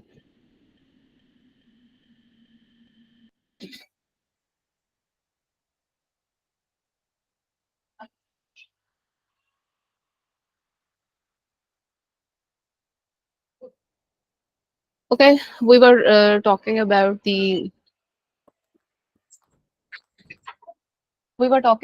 equity and fairness, that we have to ensure the resources, and we have to ensure the availability and the distribution of the aid equally to each and every affected person, and the person which is affected from certain disaster. And you have to keep in mind, and you have to give the special attention to the vulnerable population who might be disproportionately affected. And you can take the example of children and the women in the vulnerable population. And I'm talking again and again that we are the person, we have the decision maker, because I'm considering you as an environmental disaster manager. You are the responsible person, so you have to take that decision which is transparent, and you have to install such a criteria which is clear to the public, so that they can come to you, and they can access the current situation, that what are your future plans, that how can you what is your strategies, that how can you recover, how can you help us in recovering such type of the disaster, that how can we move on in our lives, that what are the plans of the government. So you are the person who can inform them. So for that, by doing that, people which are already in such a painful situation, they can build the trust on you, and you can ensure the accountability, and you are considered as the most honest disaster manager. And next we have the consent. So when you are engaging in any strategy, in any management strategy, you are engaging the community and the local people. For that, you have to understand their needs, their preferences, and ensure that they are informed about the decision affecting them. And you have to have the knowledge in your hand, that what are the priorities of the certain community. So you can make the tough choices about the resources allocation, while balancing the immediate needs with the long term recovery goals. And you can protect the sensitive information, and you can save the personal data, and the design, you can save the integrity of the people, and you can respect their privacy and dignity. So these are the ethics which you have to keep in mind while performing in such situation in post disaster managing activities. And what is the responsibility and accountability of any manager? You have to be accountable for the decision made by you, and what are the outcomes of the decision which has been taken by the government, or which has been taken by the you, or which has been taken by the local people which are working in a team as a member for the well-being of such people. And these are the person who are taking the responsibilities for any error, for any mistake. And so here is the end of the ethics and the rights in the decision making. This is the end of the module 8, and I'm going to start the module 9, which is very important, that leadership and the decision making in the disaster situation. A leader is basically a person who leads the whole team, and who can dictate each and every training point and each and everything to their own team, and the team can work individually, and all the credit goes to the leader, a successful leader. And at the end of this module, I have a slide in which we discuss about the a very famous example, and I would like to listen from you people, that what do you know about such type of the incident and the leadership. It is the real lifetime case study from the Gulf countries, and you people must have heard that case study. Oh, okay. So in that slide, you people tell me about the whole story of that leader and associated their leadership skills with that typical disaster. Okay, so before moving towards that case study, I want to give you some strategic leadership and the crisis management skills, that in any disaster, the leader is a person who can't sleep even, because they have a lot of responsibility on their own shoulder. So basically, they have a collective responsibility, and because that person is basically which is a leader. It must be an experienced person, and they have a very caring role, and their response is not a response of any haphazard response, because he is not in a place to give a haphazard decision.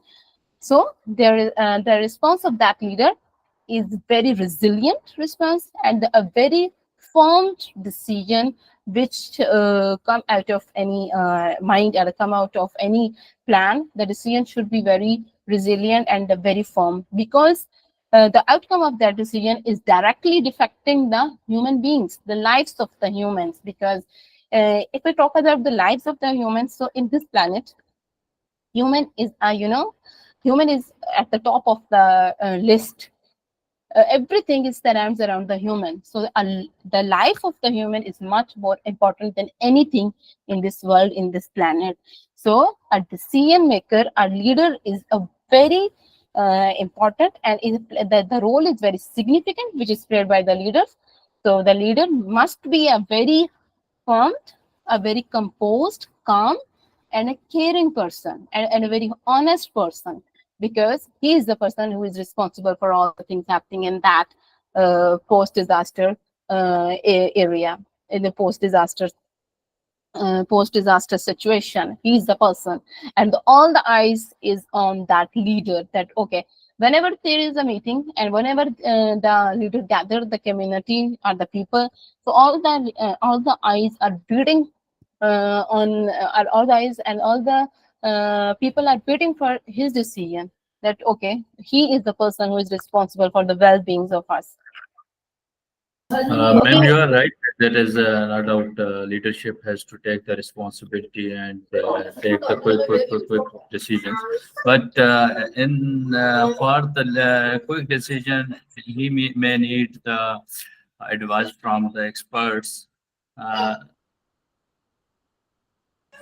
Experts like from his team, so that he can be take the wisdomly decision.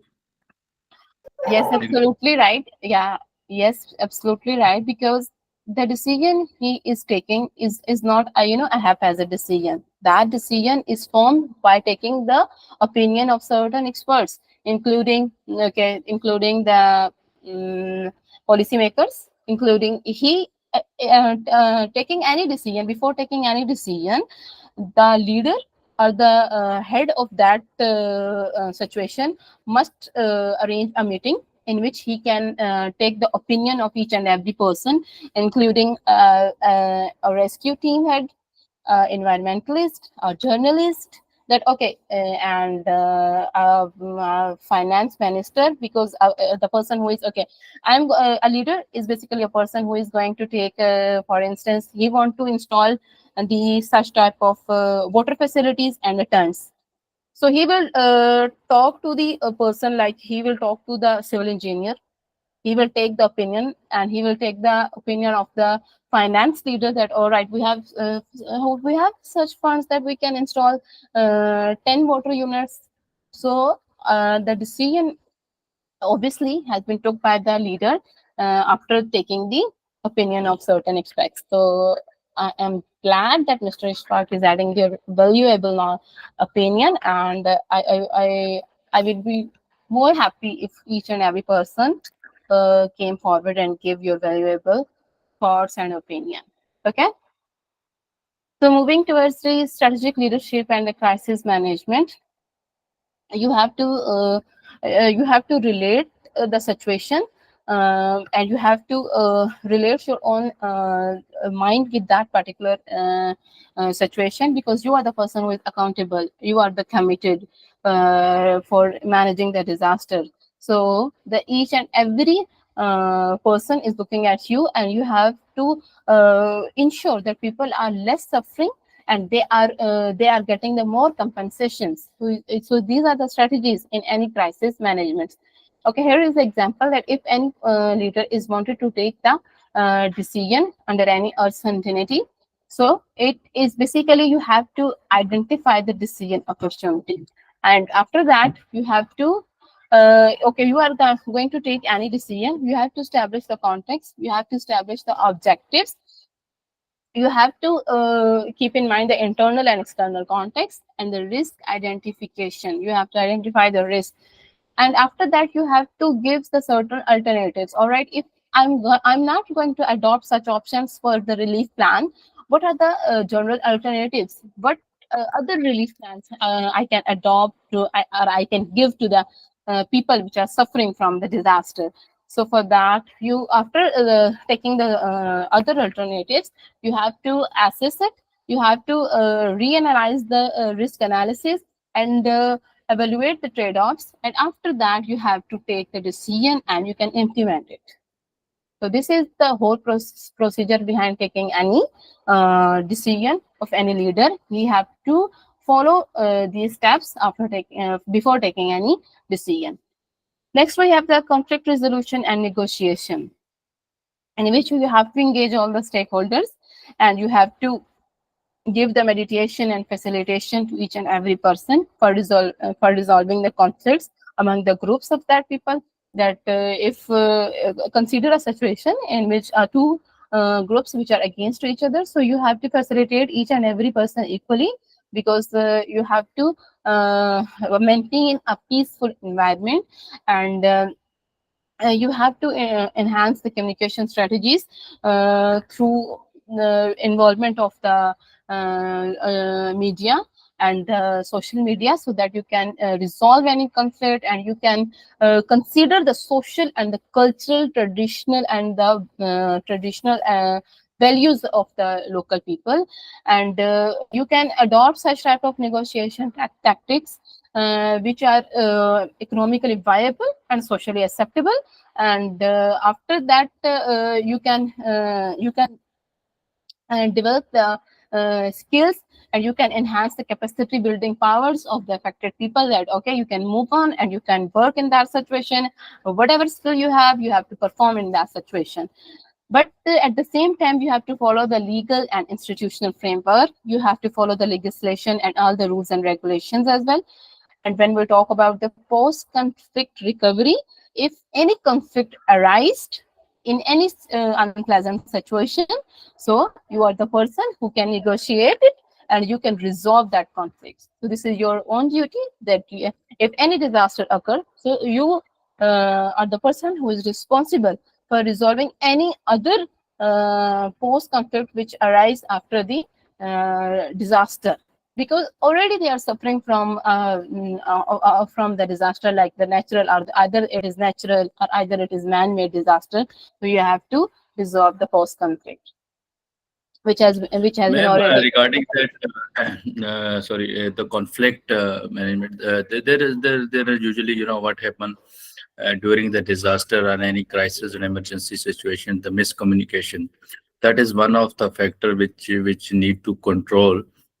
For that, there should be the one responsible person who can handle the media, or the person that can share the only the communication or statement which is from the reliable resources or from the decision making authority, that can be add value, and the one person can be the responsible, and that can reduce the risk of the miscommunication, and also it can be enhance the that the clear communication protocol in the disaster and emergency situation. That is one of the critical point.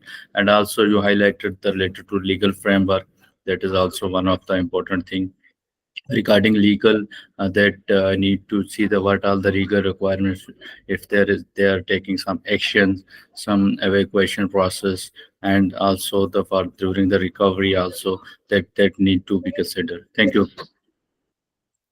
Absolutely, Mr. Ishfaq, that one person should be allocated, that they can typically interview to the media, because it will demonstrate the effect of spreading of the false information. Otherwise, the situation will result in uncontrollable situation, because the false information spread rapidly. So the leader will lose the control over that situation.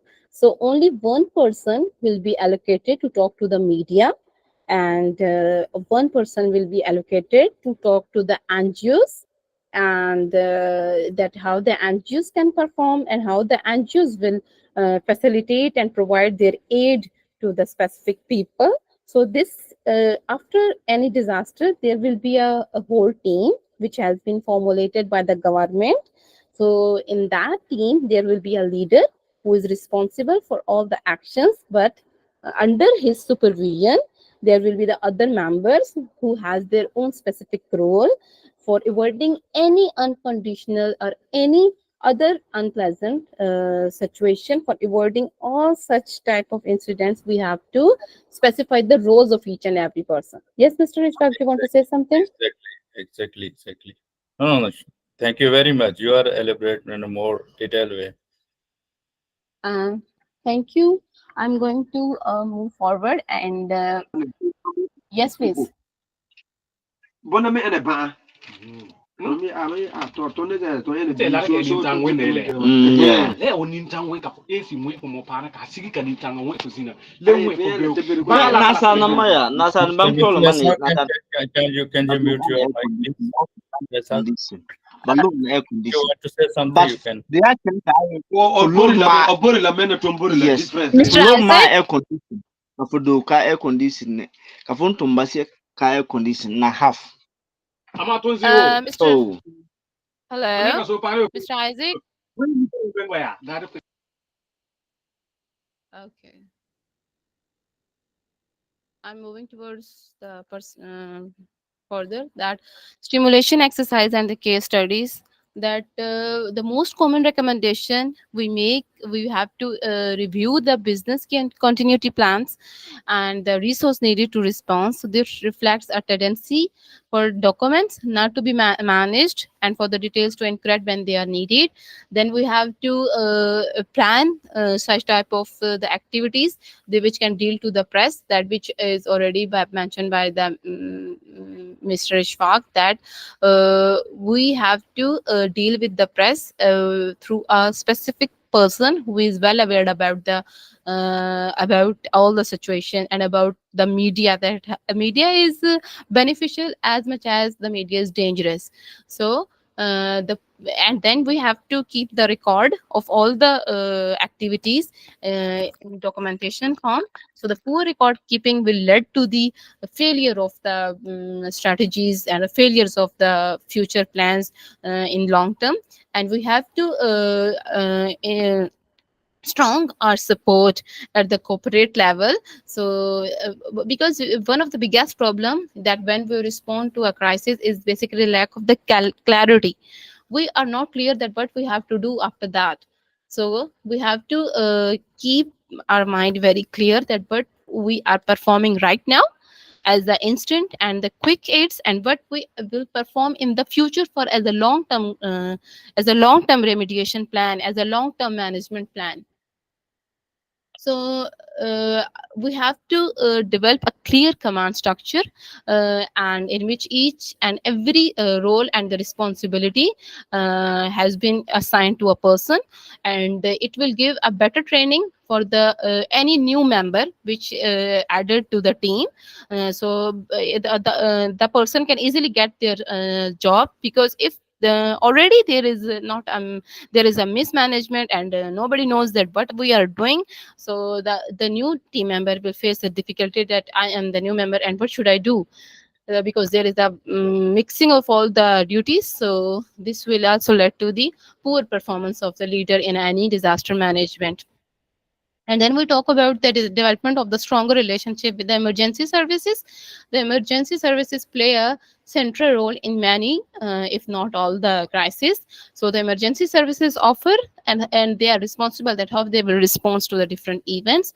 So this need for the virtual response as well. That for instance, if we take the business practices, they would respond at their promises. I have already gave you the example that some industrialists came forward and they can relieve such situations, because these are the playing a vital role in the economic of any country.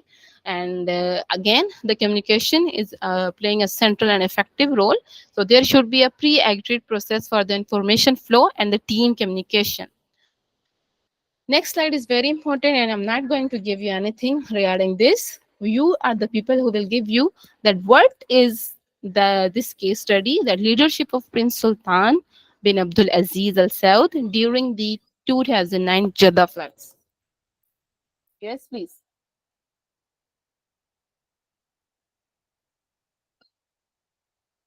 Yes. Anyone from the class?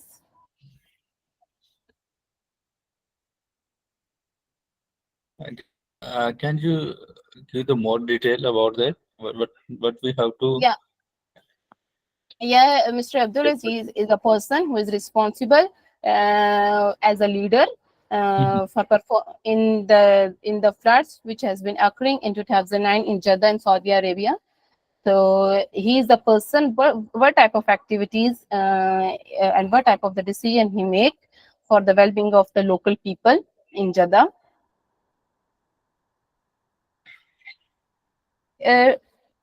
Normally, the Don't decision, I think the top level, this type of position, they have to take the decision and the strategy level decision, such as providing of the financial aid and also the provision and approval of the resources, immediately provision of the resources that can help to the help to the affected people, that such as the evacuation of the from the floods areas. So that type of the decision, that is the major decision they have to take immediately and with the consultation of his team.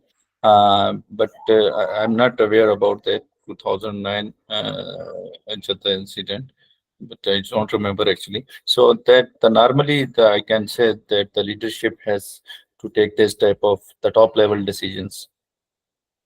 Yes, absolutely right. Don't worry. This is, a two-way communication. So I will learn something from you, and you will learn something from me. So this is one of Of the course.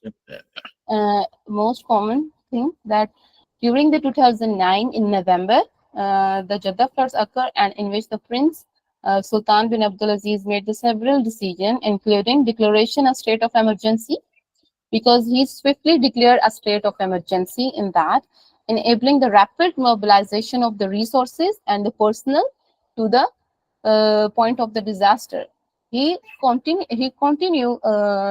distribute the such type of resources, including food, water, the food and shelter and the clothes to the people which are suffering from the floods. Yes, you want to say something? No, it's okay. Okay, and then he established a crisis management committee in which a committee has been formed to oversee the relief efforts, comprising the government officials, military personnel, and the experts. And after that, he also deployed the military assets. He deployed the military personnel, equipments, helicopters to assist in evacuation, rescue, and the relief operation as well. And he allocated 1 billion SR, means Saudi Riyal, for the relief efforts, which is approximately 267 million USD dollar. Okay, US dollar, which is 267 million, which is specifically allocated to that people for their well-beings, for their shelter, for their food. So Prince Sultan allocated this significant funds for emergency response, their infrastructure repair as a compensation for the affected people and the business. There they can restart their own business from that money. And apart from that, he ordered an investigation into the causes of the flood, and he initiated an investigation to identify the root causes of the flood and implement the measures to prevent the similar disaster in the future. And apart from that, he instructed the Saudi Ministry of Interior to take charge of the relief efforts. He is the leader, but he still have the team.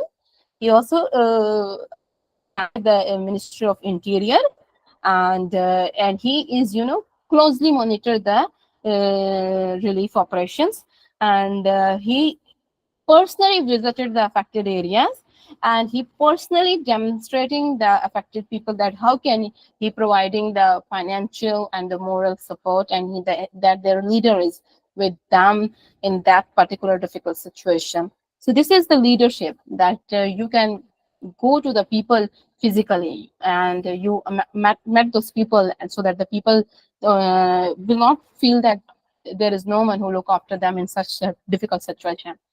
So moving towards the next module, which is the last module, but it's very interesting. I really love this module while composing the presentation for you, because this module is one of my favorite. and I hope you will enjoy the presentation of this module, that emerging trends and the technologies in disaster management, because this is the 21st century and the technology is everywhere, and technology make our work very easy. So we will see in this module that how can the technology will help in managing any disaster, the post management of the disaster. Okay, so first of all, we have the remote sensing and the GIS, the geospatial technology. It is basically a remote work that you can assess the damage by using a software which is known as the ArcGIS. And ArcGIS have several versions like 2.1, 10.1, like that. So by using the latest version, you can predict the damage to that particular area with map, and that map will be have the certain legends in which the color will show the damage and the color will show the water spread or in the floods, or the color scheme which is known as the spatial interpolation. So that thing will give a quick view of the damage, a quick view of the affected area by using a graphical image or a map of that particular area. So if we take the example of the wildfires, do you people have idea about the fires of the Australia, in which a huge fire outbreak in the forest of the Australia, and the wildlife affected from it, and I was surprised and I was shocked. So in that situation, people are providing the water bottles to the animals, and that were covered by the media, and I personally saw that footage. So but that was very very sorrowful, a very painful incident. So in that, yeah, so for that we use the drones and the remote, we can say that unmanned aerial vehicle, or the robotics, which is we commonly known as the drone. So in this image you can see that in this wildfire, people can't go personally, because again, the human being life is one of the important thing to us. So the drone will help us to monitor the affected area in any situation, in floods, in wildfires, in earthquakes. So for that, a person, a scientist, or a disaster manager can take the decision by analyzing the situation on the computer. You don't have to go to that site because that is dangerous for himself, because he's the person is a valuable asset to the nation. So he will analyze the site and analyze the current situation by using the reports, or by using these drones, and to that, okay, we will start the remediation plan, or we will start the strategy or the mitigation plan from this. The relief plan will be started from this end of the site. So next we have the here is another example in which the drones are helping in the wildfires and in the earthquakes. So these are the advantages of the modern technology, and helps the individuals, and they have more benefits, because we can predict the damage, and we can start our remediation plan and strategies by taking the decision by analyzing the situation at our office. Because if we are sitting in an office, and we can analyze the site, and we can start uh, relief plans. But what is the advantages? We are saving the time. We are saving the time, because that time has been utilized in other activities.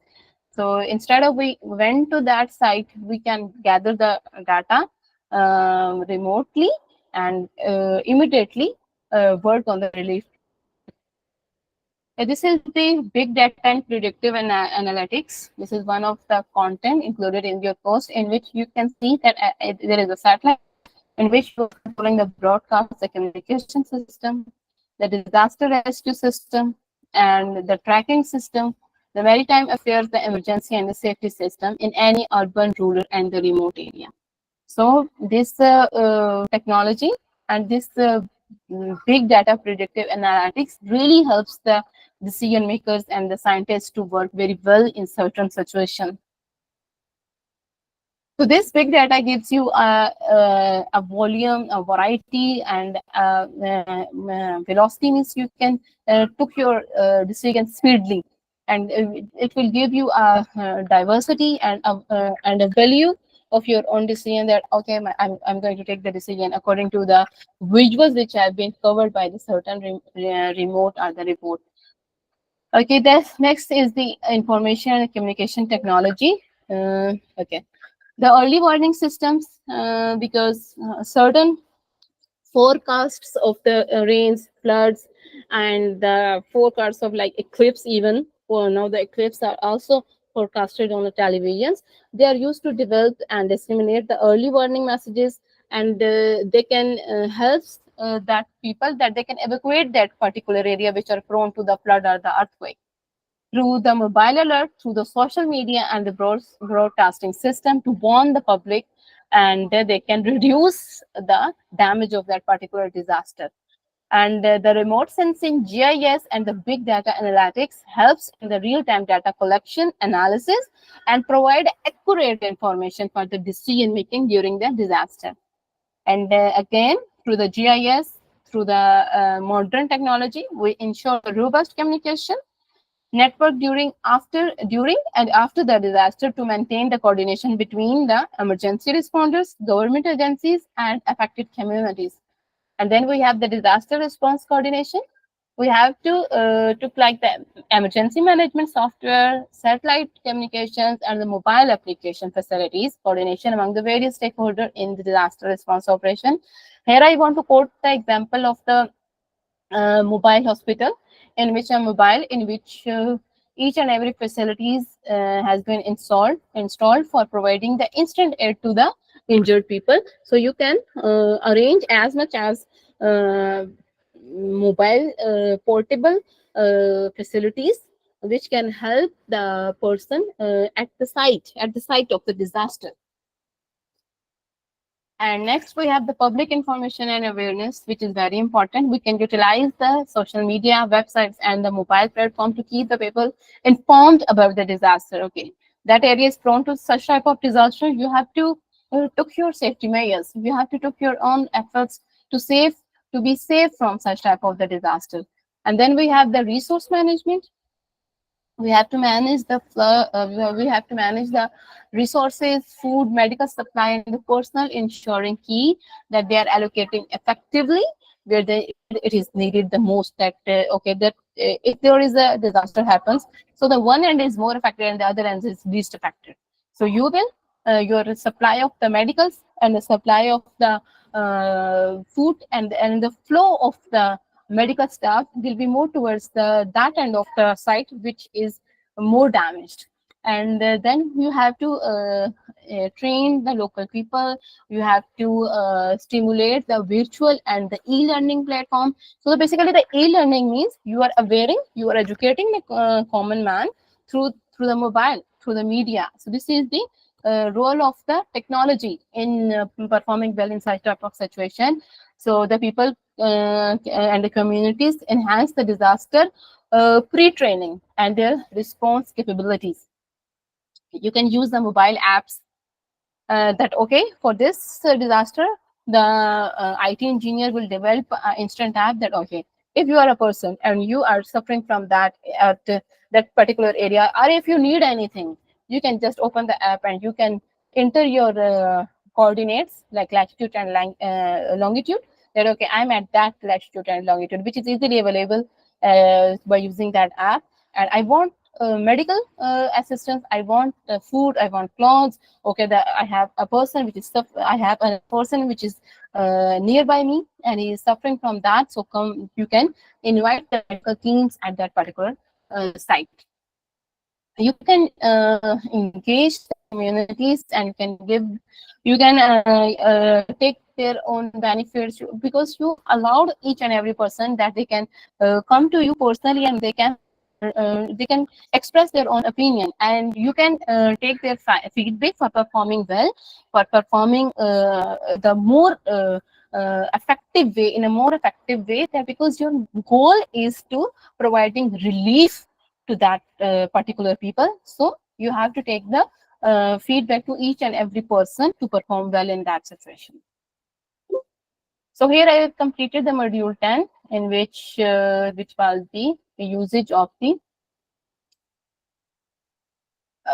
advancement and the technology for releasing for using these technologies for performing the disaster management activities. So I want to hear from you people now, each and every person. There is no need to leave the session. uh, I want to start from Mr. Muhammad Khalid. You have to give your feedback and you have to share your opinion regarding the disaster management. Yes, please. Yeah, thank you very much. Very informative and for me very fruitful seminar. I learned too much from it. So here in Qatar also there was I observed flood condition. There was a downpour. So that time I also saw this one government quick response is there. So because these country are the rich country and they have the resources, so immediately they mobilize their army, their police, and they take the control. And very well they manage it in the days, and they compensate the losses of the community. Thank you very much.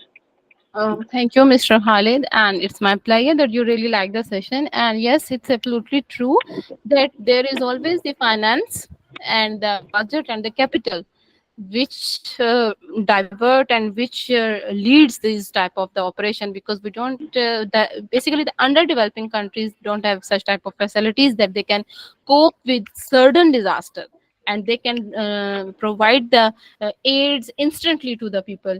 So yeah, one of the major factor is the finance and the facilities. Yeah, you have mentioned a very important point, Mr. Khalid. I'm glad. Okay, so next is we have Mr. Isaac. Yes, Mr. Isaac. Okay. Yes, Mr. Ishfaq, you want to say something? Yes, madam. Thank you very much. That was very informative session, and you have covered all the the basic elements of the disaster and risk management of such as prevention, mitigation, preparedness, response, recovery, and also the role and responsibilities of the disaster management team and leadership. And also the most interesting part is related to the using of the new technology and can help from the AI. So thank you very much. Was a very informative session, and thank you for arranging this one. So inshallah, we'll see next time if there is any other webinar or workshop we'll attend also. Thank you. Thank you, Mr. Ishfaq. I already mentioned that I really enjoy by listening these things from you, because I really want and I really encourage the student that they come forward and give your own opinion, give their own valuable knowledge. So I really enjoy because of But you. yeah, thank you. But we can improve this presentation also for with Yeah, adding the more detail like okay, triage response and also medical related, and also the little bit related to the the crisis management team, and the some top level role and responsibilities such as with respect to the planning, that the planning level, that is the most the critical level of that disaster management. And similarly for the mitigation definitely have, so almost a lot of things covered in this presentation, but we can improve that. You can improve and you can add more things. yes, Mr. Ishfaq, as I already mentioned in the start of this session, that this is just our overview. If you want to get the more details, there the course is basically comprises on the 540 credit hours, and it consists on the 10 modules, and Yeah, each. that Yes, that yes. I Okay. understand. Thank you, thank you. Okay, Okay, that yeah. is only for the overview. Yeah, this is the short course and this is the overview, and each and every module comprises on the 2 hour presentation in which we get the more details, and our other trainers are trained to give one module in 2 hours, giving each and covering each and every point in details. I have to cover that 10 module in just 3 hours, so I try my best to give the maximum knowledge to you, so I hope you like it. So for more details, Appreciated your efforts. Yes. yes. So Yeah, for more details, that each module will be covered in 2 hours by covering each and every minor detail as well. And thank you each and every person. I really like the session. Okay. Now from my side, okay. Take care and bye bye. Thank you. Allah Hafiz. Thank you very much once again. Allah Hafiz. Allah Hafiz.